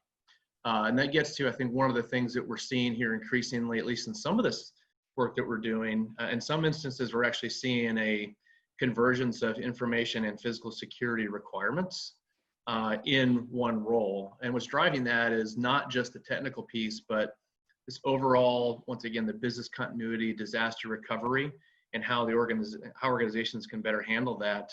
And the other piece increasingly too, if you just think about proliferation of the use of technology in a remote workforce, is this notion of insider threat, whether you're in the office or not, is something where we're seeing a convergence of, hey, we need someone who understands both the digital and the physical realm. I guess the other two pieces where I'm seeing you all listening here on CISOs and CIOs as you're being pulled in multiple directions is privacy, and then you want to throw on top of that, depending upon your company, product security. So I guess in short, Tony, the role continues to expand, more and more demands on CISOs and their teams, and a lot more is being asked of our candidates by our clients on a general basis. And I'm going to ask you another question on that in a second, but Michael, over to you first.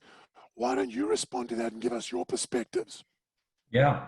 First of all, thanks good to see you, Tony. Hey, Jamey, how are you, bud? Hope your family's well. Seen you in a while. And Hunter and the team, I say it every time. It's just an awesome forum. I just got off another presentation. It was a little different, and this is just such a great way to bring everyone together. So I appreciate you and the team just pivoting so quickly in the beginning of this all, and it's pretty smooth right now, and you're doing a great job. So thank you on behalf of the community. Thanks for having me. So I manage a company called Hitch Partners. We're a smaller firm that's focused primarily, really exclusively on CISO search, and not just CISO retained search, but just really in the engineering oriented and product oriented companies. So almost all of our clients are software producing, whether they're SaaS or more traditional software producing, but they're all in a high consequence data situation. So when I answer the question, understand that my perspective is coming from that little smaller corner of the world. And I think this comes down to three areas. I mean, we've seen, just as Jamey said, we've seen a massive influx of needs of new CISOs. With startups, we're seeing them in the Series A, where we never saw them, before Series D or E.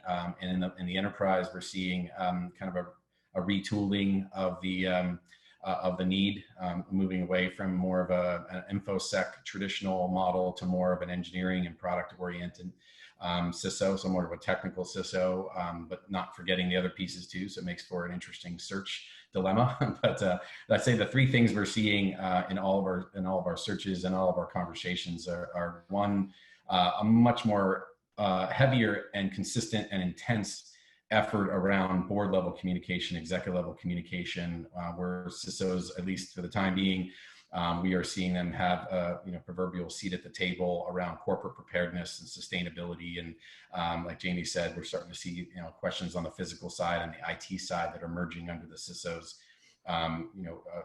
coffers. And then the other area is because security is so incredibly hot right now, we're seeing the need for very strong management structure, team and hiring and mentoring. In many cases with our clients, the CISO is the only hiring manager right now. They're not hiring any go-to-market positions. And so the security organization is building. Security organizations for smaller, mid-sized companies have been generally fairly small. They do a lot more with less people. And we're seeing that blossom a little bit more. We're seeing things like the chief of staff to a security organization in a much smaller company than we would have expected, the PMO of a security organization. So these new positions are actually coming up that are a little bit less technical and more about the organization of the team. So having someone that's more on a humanized element of mentoring and managing and hiring and how they're going about that, sometimes is the CISOs being asked to show the rest of the organization how they're doing that during COVID, which is really interesting. And I think the third thing, which is really just goes to our business model, is an absolute pinpoint focus on security engineering and product security. I'm still trying to figure out why many companies took so long to get here, but this is really where we're going, and it is by far the biggest topic. Every single client that comes to us is asking about someone that can really work within the engineering and the product code and really focusing that area. So those are my kind of three areas. Happy to jump in. So unpack that last area for me. You say everyone's moving towards sort of security engineering and product security. So, for those people who are on this, on this call, explain what that means and how they should be rethinking perhaps how their organization is positioned. Yeah, great question. I think in simplest terms, we've had traditional InfoSec focused, there's nothing traditional about InfoSec, but there's more of a, kind of a style of CISO that really has been focused around the corporate applications, around the corporate network, and focusing on the fence, focusing on the fortress and compliance. And those being, just 3 or 5 years ago, kind of the priorities of a hiring need in this area. And we started a business just kind of recognizing that this was going to change. It was a little bit of a risk. And so what you're seeing now is the overarching theme is about protecting the code, the product code. If you're producing the software, again, our companies being predominantly software producing companies, clients, if they're producing software, then they're also needing to protect the software, and that software is being protected in public cloud, primarily structures of AWS, Azure, GCP, and others, or a hybrid version. And so the emphasis really is on embedding themselves within the engineering and product teams, their security teams, to ensure that they're both mentoring the engineering and product folks that they're writing responsible code, that they have the process in place for QA, for bug bounties, things of that nature, to make sure that everything is running smoothly. But in many cases, these are new muscles for companies to to sort of work through. And so it's not an easy transition. You know, we kind of take it for granted here in the Bay Area since there's just so many software companies. You say SecEng to someone in the Bay Area and it's like, yeah, sure, of course, that makes sense. You say it to someone else in the country, it may not be, you know, in their forefront right now, and then you're moving towards that. So to kind of unpack this and then give your perspectives on it, please, Jamey, I understand fully what you're saying when we're talking to people like, you know, Scott and Steve, and, you know, these are companies that are technology companies, they're producing software. But, you know, what about, you know, an insurance business in the middle of the country that doesn't perceive itself yet as being a product company? You know, Jamey, is this part of the journey from being, you know, focused on, you know, working on projects to shifting everybody towards more of a product focus, no matter what industry you serve, no matter what business you're in?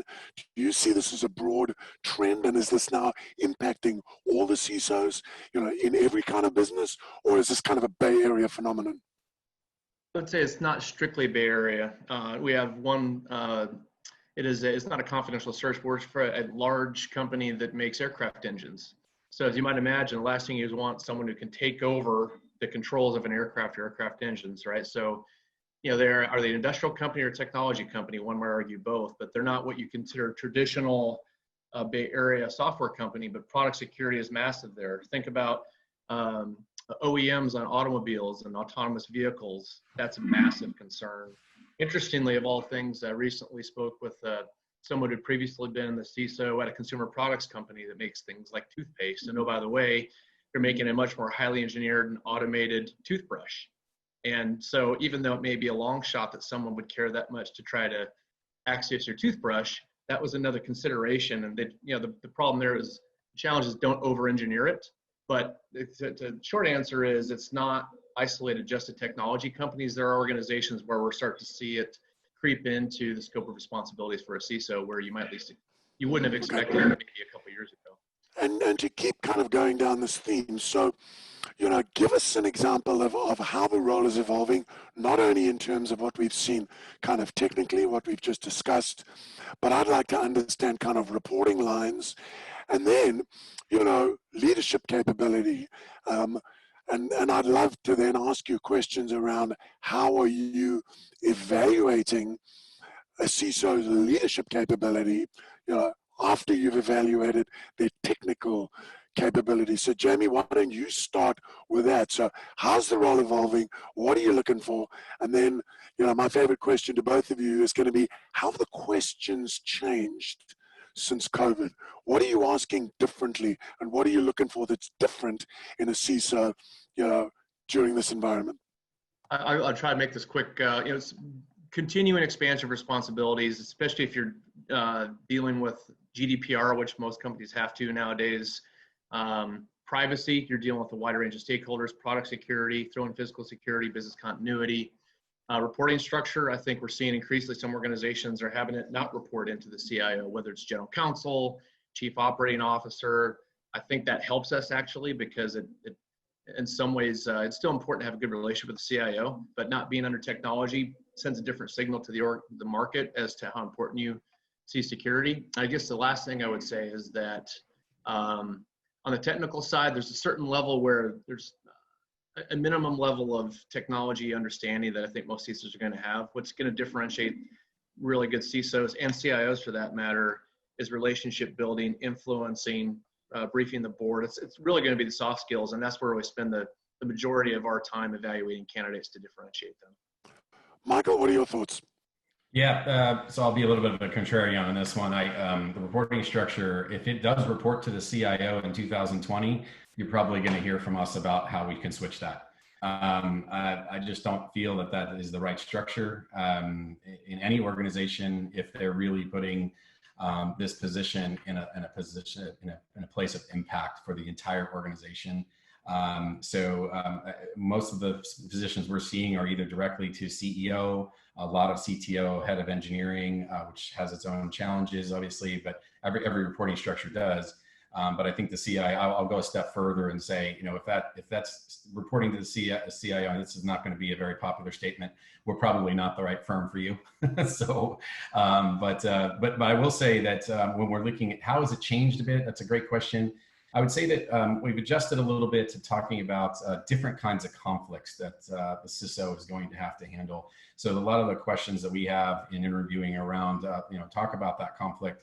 How give us examples and evidence of how you've been able to focus on that, and that leads into what kind of audiences they're normally or they're traditionally going in and talking about their narrative.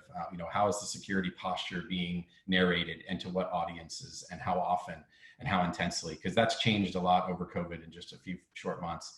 And then the last thing is humility. I think a lot of CISOs, which most CISOs do have, an extraordinary amount of humility. They're white hatters. They are folks that are doing the good thing and fighting the good fight. But we do want to make sure that that it's really focused about what the impact to the business risk. How can you communicate that effectively, and how are you going to actually bring the company forward, as opposed to building your own fiefdom of sorts. So those are the three areas that we dig into deeply right now. That's good. Now, how do we make sure that, COVID got such interest in the CISO and what CISOs do? How do we make sure that, in another 3 or 4 months, the CISO's profile doesn't kind of slip back and they're not seen as a hand sanitizer? Okay, we did that. Now we're done. Let's move forward. And perhaps it's our fault as headhunters. Perhaps it's the CISO community's fault with respect to positioning. Who knows?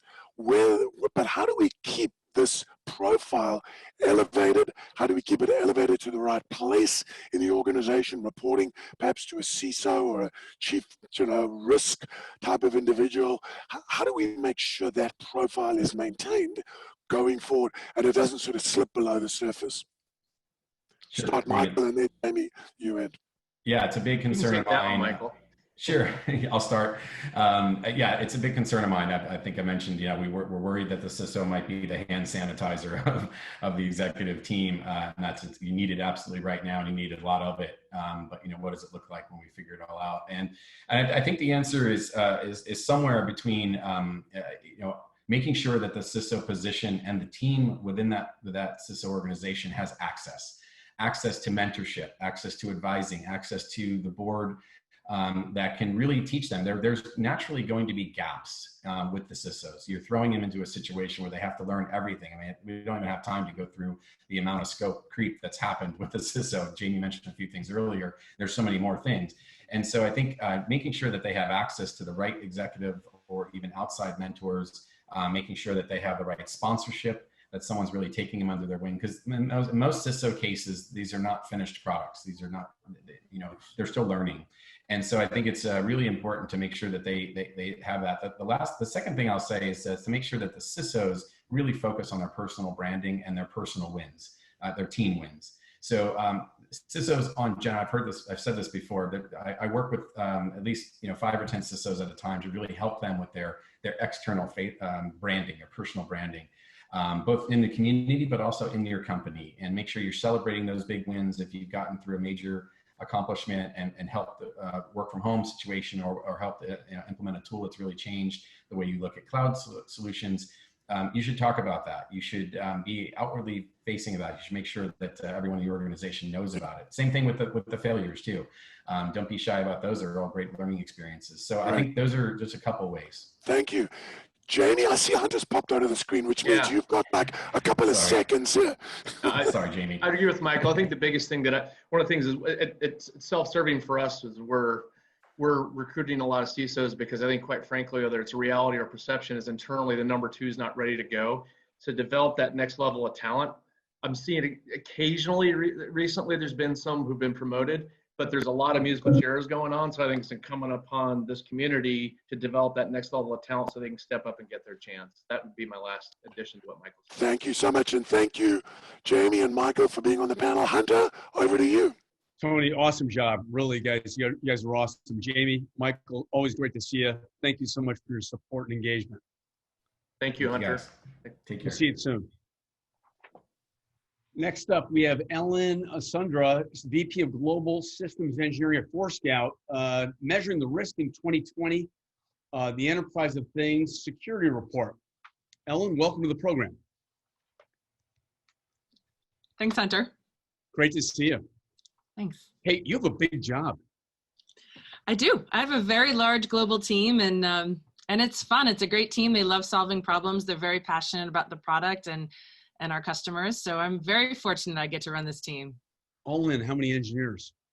About 128 right now. Wow, that's a lot. Mm-hmm. Tell us a little bit about Forescout and your unique positioning in today's marketplace. Sure. So Forescout helps organizations actively defend their enterprise by identifying all connected devices across their enterprise. So not just the IT devices, but your IoT devices, your OT devices, which we're seeing connected to the network. All those unmanaged devices that can't take an agent to manage and monitor them. And really, even now, devices outside the perimeter that are now joining onto the network. So Forescout helps organizations identify them, classify them, and then build segmentation policies around them based upon business context and enforce compliance across all those devices. So we really take the visibility into the security side of it and actually taking action on that visibility that we offer our customers. So I understand that you also have a device cloud that really sounds fascinating. Talk to us about the breadth and scope of a device cloud and why that matters relative to an enterprise security risk profile and service profile. Yeah, so the device cloud is really a big differentiator because Forescout's been in the business for a really long time. So we've been able to build a sort of crowdsourced data lake on all of these IoT devices. So it's really the industry's largest intel on IoT, connected IoT devices, and really, like I said, full enterprise of things, not just IoT. And right now we've got about 15 million different fingerprints and intel on those IoT devices in the cloud. So what it gives us is the ability to build an algorithm around risk about what are these devices, what are the vendors, what services are they using, what ports are open, what are they talking to? And so we're able to build a risk algorithm that's very unique and very detailed on all of these devices using real life data that we have from our customers. So it's anonymized. We've pulled it up. We've put it into major verticals in regards to the security report, which is what we're able to build out of all of this data, is that we can take, in the report itself is about 8 million devices, but 8 million devices globally across 5 major verticals. And we're able to pull out very specific information about all these IoT devices to help our customers build that risk profile for all these devices that they're connecting. So talk to us a little bit about a kind of a crawl, walk, run engagement with Forescout. What does it look like at the beginning and in the first 3, 6, 9 months? Yeah, so the first thing, I think, if you look at any best practice framework across the board, you have to know what's connected to your network, right? Whether it's the NIST, cybersecurity or risk management framework or SANS, you have to know what's connected. So that first step is usually pretty eye-opening. We kind of call it the oh crap moment of like, wow, I had no idea that there were Xboxes on my network or that people were connecting these Raspberry Pis. And it is, that first step is sort of leveling the water. But that visibility into your network is what gives people the confidence to actually take action. Most people don't move into segmentation because they aren't 100% confident that they know what's on their network. That tells me you haven't done step number 1 properly yet. Most people don't want to do automation because they're afraid of having a business impact. Again, that tells me that you haven't done step number 1 properly yet. So that first step of crawl is just critical to everything you do after that. Once you get the visibility, then we can start segmenting without impact. Then we can start automating security, and we can take those steps with confidence. Sounds fascinating. When you think about the 2020 State of IoT Security Report, what were the most interesting findings from your point of view as it relates to the enterprise? Well, I mean, there's a few obvious. First of all, I would recommend that everyone listening would actually read the report. There's a lot of great real life data that's in this report. But from a summary, some of the things that were just facts behind what we already know. One is that we still see over 23% of the services that are being utilized on the network are still high risk. So your telnets, your SMB, your SSH, your FTP, those services are still enabled in many organizations that say they don't allow it. And we're seeing that because someone takes an IoT device out of a box, they plug it in, and we know that security isn't first of mind. Connectivity and ease of connectivity is first of mind. So all these services are turned on, and a lot of organizations don't realize that those devices are still talking or still have these ports open. So that was, again, just sort of confirming what our suspicions were. We see in the report, we actually identify the riskiest devices across these verticals, but across all verticals, we see that the physical access to buildings are really at the top of the list across all verticals. And those would be things like badge readers and your door locks. And it's because we see high number of vulnerabilities, but also the amount of connectivity it has and overall the services that they use. Kind of sometimes antiquated hardware that's being attached and not really thought with security in mind. So there was a couple interesting findings that are highlighted. When you think about CISOs in general and coaching them up the food chain within the enterprise, what do you think they need to grow most in terms of leadership skills into the C-suite and the boardroom? Well, I think anytime they're in the boardroom, they have to be prepared to talk about the risk, right? I like what Ben Johnson had to say, which I agree is the CISO doesn't want to be the office of no. They want to be the office of yes, but this is what I need. And as we're attaching all these new devices, CISOs have to be prepared to say, this is the risk that is being introduced into my network. I understand the impact to the business, but this is the risk. And this is how we measure the risk. And then this is how we can mitigate the risk. So they have to be prepared to give the full story on educating, because I think there's still a lot of people that don't understand the impact of IoT devices, like the risk landscape that's expanded when you start attaching all of these things. So that's really important for CISOs to be able to articulate the full circle of risk to mitigation. And this isn't going to stop. It's just going to accelerate, right? Oh, it's crazy. I mean, everything's getting connected, right? And again, those manufacturers, the most important thing for them is to make it easy. I always laugh that my 9-year-old daughter can open up a toy that she got and plugged it into our Wi-Fi without me even knowing. And if my 9-year-old daughter can do it, we know that employees are doing it. And it's just very easy to open up and plug in, and everything's getting connected. And there's advantages to it. It's not so crazy, right? There's real benefits to connecting. We just have to make sure that we have visibility into what's actually connected. So any other findings out of the report that you find interesting you want to highlight? Well, you know, some things that, again, I said are as expected, that the physical devices are across the board, but certainly there's certain verticals, like in the health industry, healthcare, the number of medical devices that rank at the highest risk, which are the most impact on patient safety. And when we look at, I'll take a one step, it's really important when we look at the risk algorithm. A lot of organizations have an IT risk algorithm or an OT, which is kind of centered around safety and impact. IoT risk algorithms are very different. They have to include things like not just vulnerabilities, but the severity, the impact, the vendors, existing exploitation services, connectivity. There's a lot of additional things that go into that risk. And what we saw is that by far the ones that have the highest impact, like healthcare, rank very, very high in our riskiest devices in the report. You know, Ellen, thanks for coming on the show today and being part of the summit. You folks are in the Hmg Marketplace, so people can go to the Hmg Marketplace and learn more about Forescout and set up a meeting. How can people get a hold of the report as well? It's on our website, so forescout.com. If you connect there, you can download it, and it's, like I said, very informative, and it can really open your eyes to all the different risks with these devices. Excellent. Any final comments, Ellen? No, thank you for having me. This has been great. I've enjoyed all the speakers. Is it one of the best times ever to be in the tech field as a leader and as a thought leader? And it's the busiest. I tell you, my friends that tell me they're bored, I'm like, I don't get it, because we're working more than ever, which is, it's good job security, right? That's great. Thanks so much. Great to see you. Thanks, Hunter. Bye now. Bye-bye. So next up, we have Matthew Rosenquist leading our Securing the Future of Work panel. Matthew, welcome to the program. Thanks for being here. Yeah, thanks, Hunter. And everybody, welcome to Securing the Future of Work panel. We've got some great panelists here. Matthew Rosenquist, again, CISO of Eclipse.io, and it really is my honor to be the moderator of everybody here as we kind of discuss the challenges and opportunities for CISOs.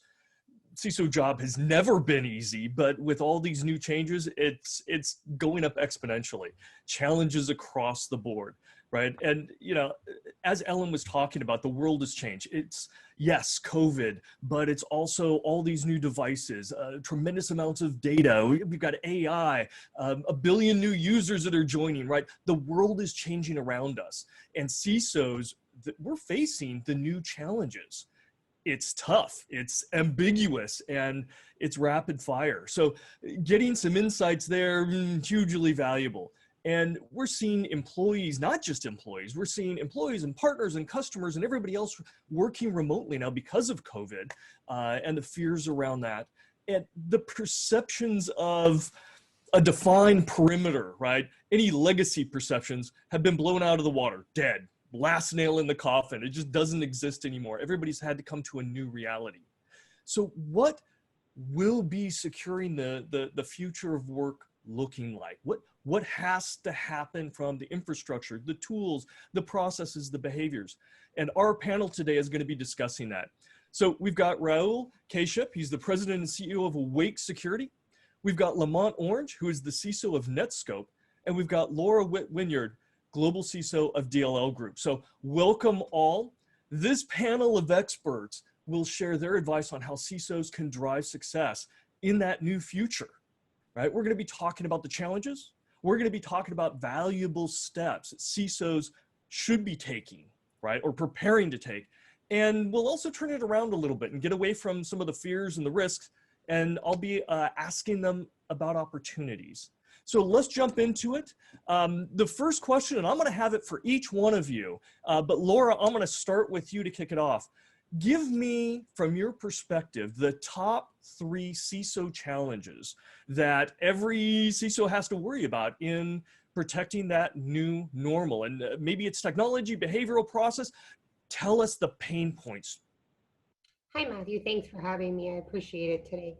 I would say the top 3 are mostly focused on the end users, right? So you have the end user that hates the slow or difficult performance of their home network, right? They have to VPN into the corporate network and it's slow, it's arduous, lots of hoops to jump through, et cetera.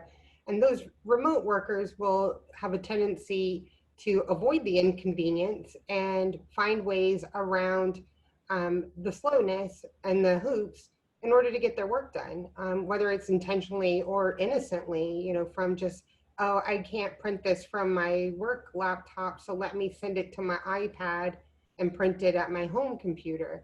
And, you know, I think it's, I think it's really important that security works with the business and doesn't become an inconvenience. You know, I heard earlier someone said, we don't want to be the group of no anymore, right? We want to enable and we want to help people do their job in the fastest, most convenient, most modern way, but also in a secure way. I would say the other thing from an end user perspective is distractions in your home office. When you're working from home, you have children, you have deliveries, you have home phone calls, you know, et cetera.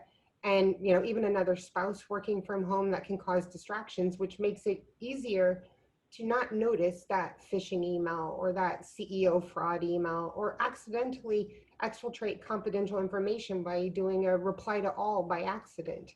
I think those are some of the big risks. The other final one is the big push to cloud, right? Everybody's screaming, you know, oh my gosh, my VPN into the corporate network, it's so slow, it's so archaic, move more and more to cloud. But I think the most important thing when you're moving to cloud is we must, as security professionals, evangelize the shared security model.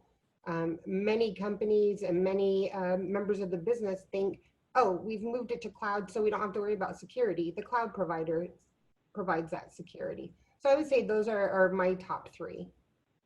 Those are amazing too, right? I mean, the default stance, oh, move it to the cloud is completely secure. The reality is it can be the weakest link and we have to worry about that. And I agree with you. I mean, the behavioral aspects of end users at home, they're in a different environment. When we're at our home, our desk, our home, we feel safer, and that cannot, you know, that can affect what we do in our decision making, and it's easier to be distracted. So Lamont, give me your 3 CISO challenges. What are the 3 big pain points? So I definitely agree with Laura and echo that the explosion to cloud definitely presents an opportunity for us as security leaders to change how we've been doing things, because we had to turn on the dime. The business made a decision to go, and we're probably sharing data in more different ways than we've ever done it before. The collaboration tools, they help us be more productive. And, you know, the business will probably say we plan to get there in 12 months or so, but we got there today, you know. So, and I think with that comes another, I'd say, opportunity for us in figuring out what we had to do in order to get there. So redefining what the metrics are is one of the things that we really need to look at. All of the, you know, we had a set of user behaviors. We had a set for our data. We had a set for our systems. We had a set for our employees that were in different countries, you know, but today everyone is outside. So you can't necessarily rely on those metrics anymore.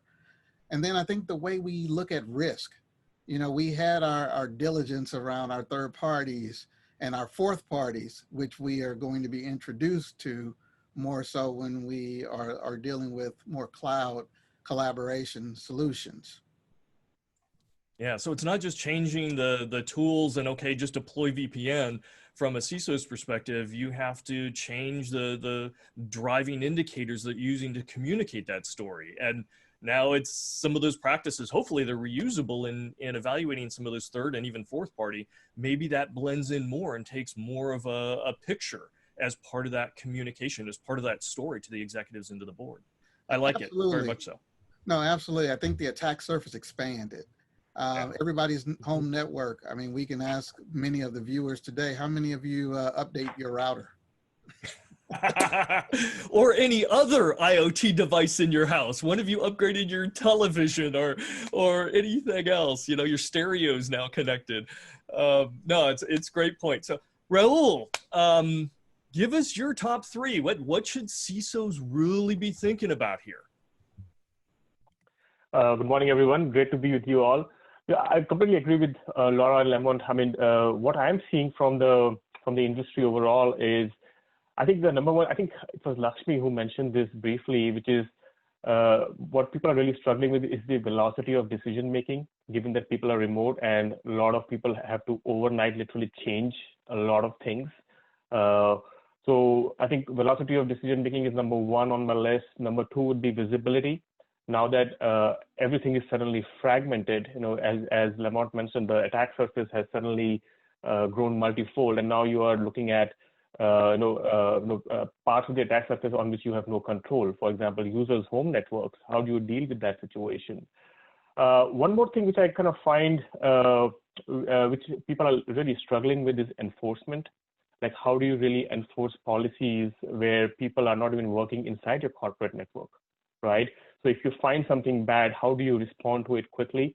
So this is one more aspect I'm seeing a lot of people struggle with, because fundamentally what has happened is users are still the weak link, but now it's the remote user who's the weak link, right? So it's kind of, in some sense, things have just become harder. There's more friction in, making your operations work smoothly as a security analyst, as a CISO. So I would say those are some of the top things that we are seeing from our peers and friends in the industry right now. Yeah, it makes a lot of sense, right? We've all struggled with those, let's just say, difficult users that may act in a less than intelligent way. We all know what we call them. But now put them remote and give them the opportunity to potentially use home services and tools and download whatever the heck they want. And there's not that community of coworkers around them to reinforce the good behaviors that CISOs have worked so hard to try and permeate through their organizations, right? That social dynamic that can really help. Okay, so we've talked about some great challenges, and every CISO really should be thinking about it. So let's go back through. I'm going to do this in reverse order. Give me your top 2 practical steps. Again, CISO, hair on fire. We sometimes forget about things, but what are the top 2 things every CISO should either be doing now or should be planning to do moving ahead for that new normal? Rahul. Sure. I would say, first of all, really evaluate. You have to probably have a dual-pronged strategy. One is a short term, which is, for the next 6 to 9 months until the whole COVID situation comes to rest. And then what is the long-term strategy, right? And how much of the strong-term strategy can overlap with the long-term strategy, right? In many cases, most people are being forced to do a knee-jerk reaction and make investments which might not make sense after the whole situation goes and settles down, right? So we keep on talking about the new normal. I think you really have to sometimes sit down and really define what is a new normal which is likely to extend and linger in your organization. So I would say that's the number one thing, where you really understand that you're making your investments, which are not just for 6 months, but long lasting, right? So that's the first thing I would say. Second thing is, I think also, how do you really make sure that the analysts are empowered? I think I'm seeing a lot of fatigue with the SOC analysts whom we talk to, whom we work with very closely. They're also remote now. The entire security teams are remote. How do you really make sure that your SOC team is being efficient and can do their job in this new normal situation as well? So that's going to be a very important aspect, because no matter how many tools you buy, if you can't operationalize those, it'll be very hard to really get value out of those tools as well. So in your opinion, who should be part of that discussion of defining that new normal, both for short and long term? It can't be the CISO, in their Faraday cage. Who needs to be at the table? Yeah, it's a good question. I think it's up for debate as well. I would say it should be a handshake between the CIO and the CISO and the people who are ultimately going to be operationalizing these tools in their environments. So there has to be a bigger, broader discussion. It can't be just one person making the decision. So it has to be a little bit more, peer reviewed in some sense to really understand what kind of policies and framework you're working off. So yeah, this is definitely a time to have a broader discussion across the organization so that people really understand what challenges people are really facing in the real world. So yeah, that's kind of what would be my recommendation. Excellent, excellent. Okay, Lamont, top 2 most valuable practical steps for CISOs. What's your best advice? Hey, this is the opportunity to seize the moment.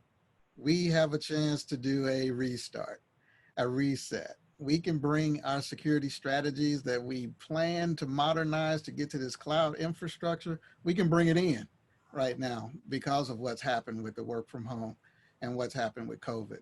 So any plans that you had that were longer term, the first practical thing I would do is say, let's see how those enable modernization of our security stack, and let's bring those conversations forward and discuss with the business of how we can better support them as they reinvent themselves in some cases, and in other cases, innovate.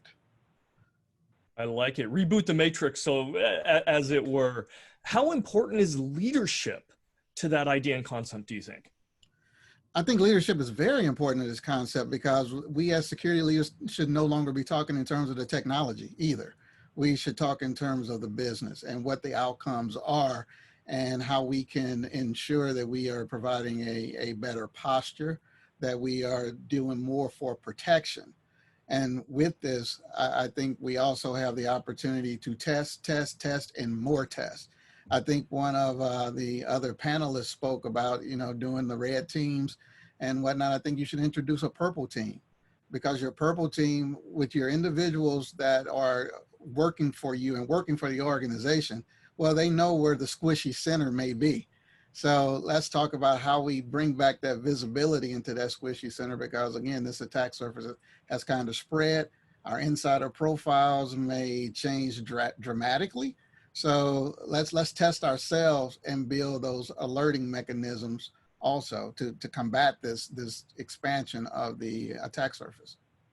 I like it. Yeah, blending the red and the blue teams, and also looking internal and external.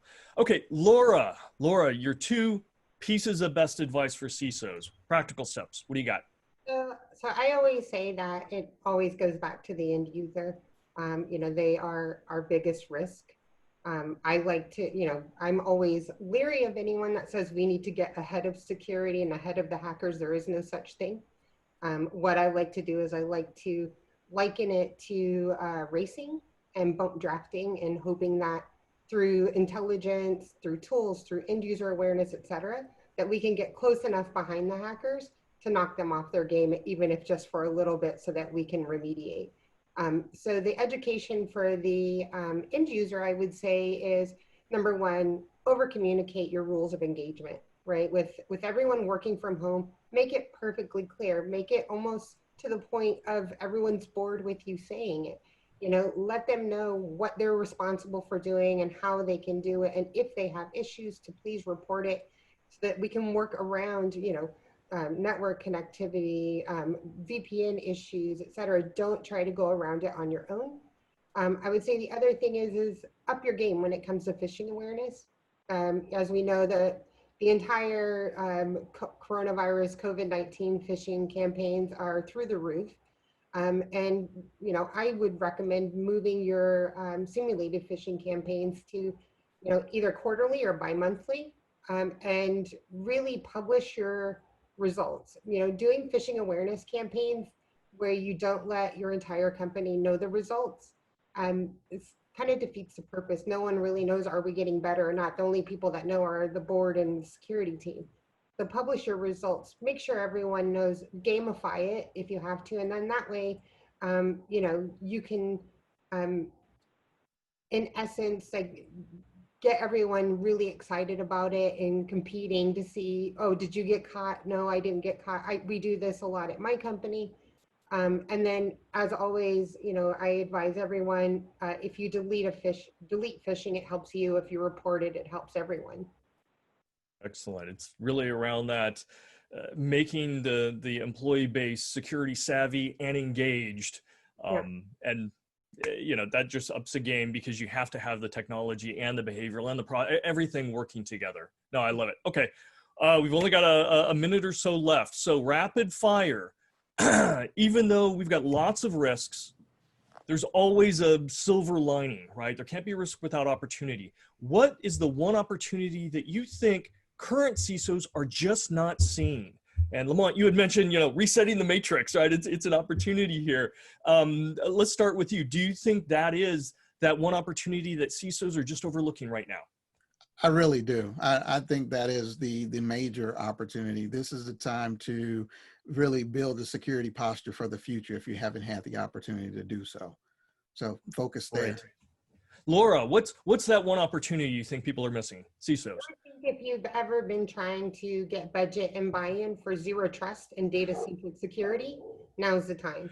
Hit the iron while it's hot. Yes, I like it. Rahul, you're smiling there. Give me your one opportunity, real quick here.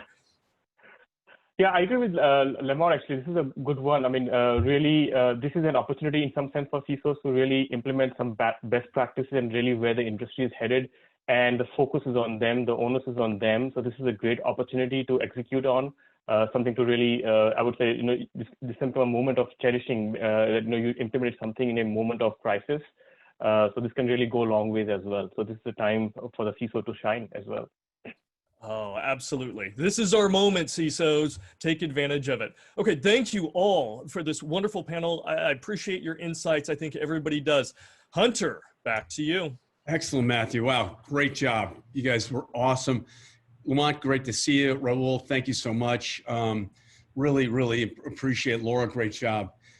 We're going to segue into the final piece of the summit today, and it's the HMG Strategy 2020 Top Tech Execs to Watch Awards program that we've been running again for over 12 years, recognized close to 200 folks, all really exceptional in one of many different dimensions, either demonstrating outstanding leadership skills, outstanding business skills, outstanding innovation and disruption, driving innovation and disruption initiatives, building and growing world-class organizations, being recognized in the industry, as well as giving back and being connected to the HMG platform and community, which truly is by tech leaders for tech leaders, perhaps the largest independent tech leadership network in North America, arguably, I like to say sometimes the world, some 400,000 strong.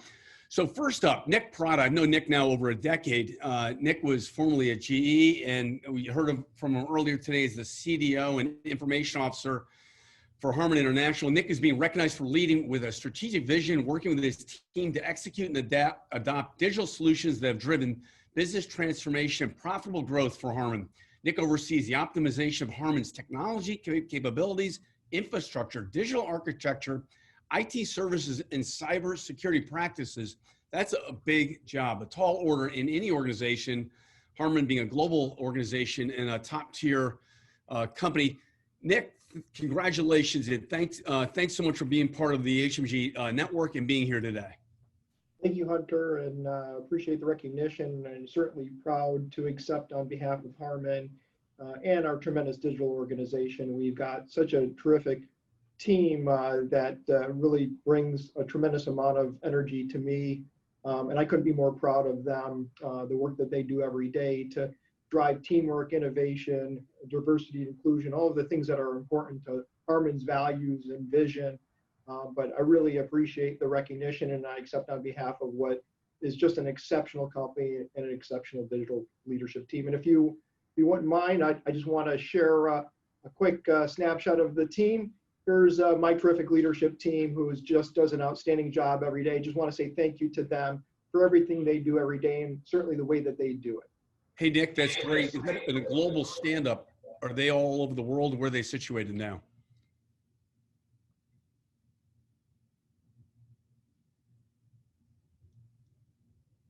We lost you. Yes, they're global, Hunter, and it's really a great opportunity to stay connected through collaboration technologies through these challenging times. But they are global, and I'm looking forward to seeing them face to face, hopefully soon. Great, Nick. Great to see you. Hopefully you can post this on your LinkedIn profile. Looking forward to catching up soon. Thank you. Likewise. Take care. Bye now. Next up, we have Lakshmi Hanspal. Lakshmi is the global CISO for Box. You saw Lakshmi in the earlier panel today. Lakshmi is being recognized for a dedication to continued growth and evolution through her work. She's a proud champion of women in technology. We are too at HMG here, by the way. Committed to empowering workforce talent and devoted to working with nonprofit organizations. Lakshmi says it's never been more important to contribute, interesting, and continually ask, how can I transform your trust evolution? Fascinating. Lakshmi, welcome to the program. Thank you, Hunter. It's good to be Tell here. us a little bit more about how can I transform your trust evolution? Well, I think trust is a great leap into an ecosystem for many of us. It's a very bold statement to go after because it encompasses all aspects of security, compliance, privacy, but more so it's about building and offering trusted products, maintaining and operating trusted environments, and advocacy of trust to our customers and partners. So for me, it is a journey. It's been a wonderful journey, and it continues to be. And digital trust is all what we spoke about today, all the way from the beginning of the summit we had to the end of the conversations where we said we have to be the advocates for our organizations on trust as well.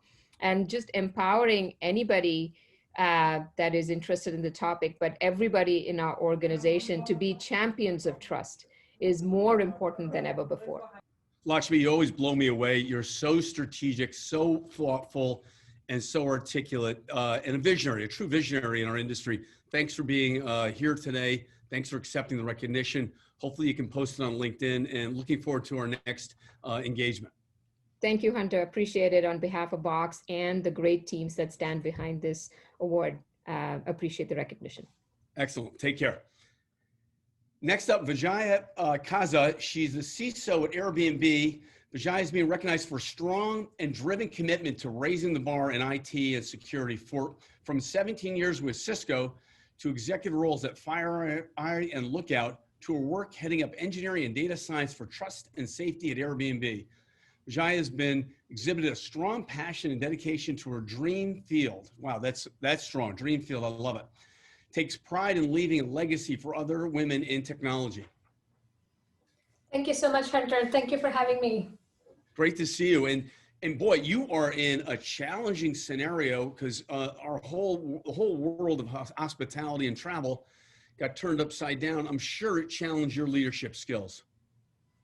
Very much so. I mean, we have been very resilient, I must say, even after having gone through this kind of change through the pandemic and what the industry has seen. But thankfully, we are on the other side of it. Hopefully, all of you have seen the news related to Airbnb most recently, that we have actually filed our S1 to go public. So that is a great turnaround story for our company, and really proud to be part of this leadership team and part of this journey. It must have taken courage to lean into this pandemic and then to come out. What a great piece of recognition to come out on the other side with the pending IPO. Absolutely. Thank you so much for this recognition. Of course, everything that we do is made possible by the teams behind us, and this award really belongs to them. And I will certainly pass that along to the team. I don't have a picture like others to show here, but I will certainly pass the recognition back to them. Really honored, and thank you for the recognition. Thank you so much for being part of the summit today and being here. Great to see you. Great job on the HMG network. I really love the work that you guys are doing, how you bring people together in this virtual world, and the thought leadership and strategy that is shared. Really appreciate. Thanks, Hunter. And we have a global Women in Technology Summit coming up soon, and we'll be reaching out to you. My team will be reaching out to you on that as well. Great. Thank you so much, Vijay. Bye now. So, wow, another great summit. Thank you so much to our presenters, the panelists, everyone that was involved, the HMG team, our partner companies, Darktrace, Forescout, Obsidian, Zoom, Awake, Sonatype.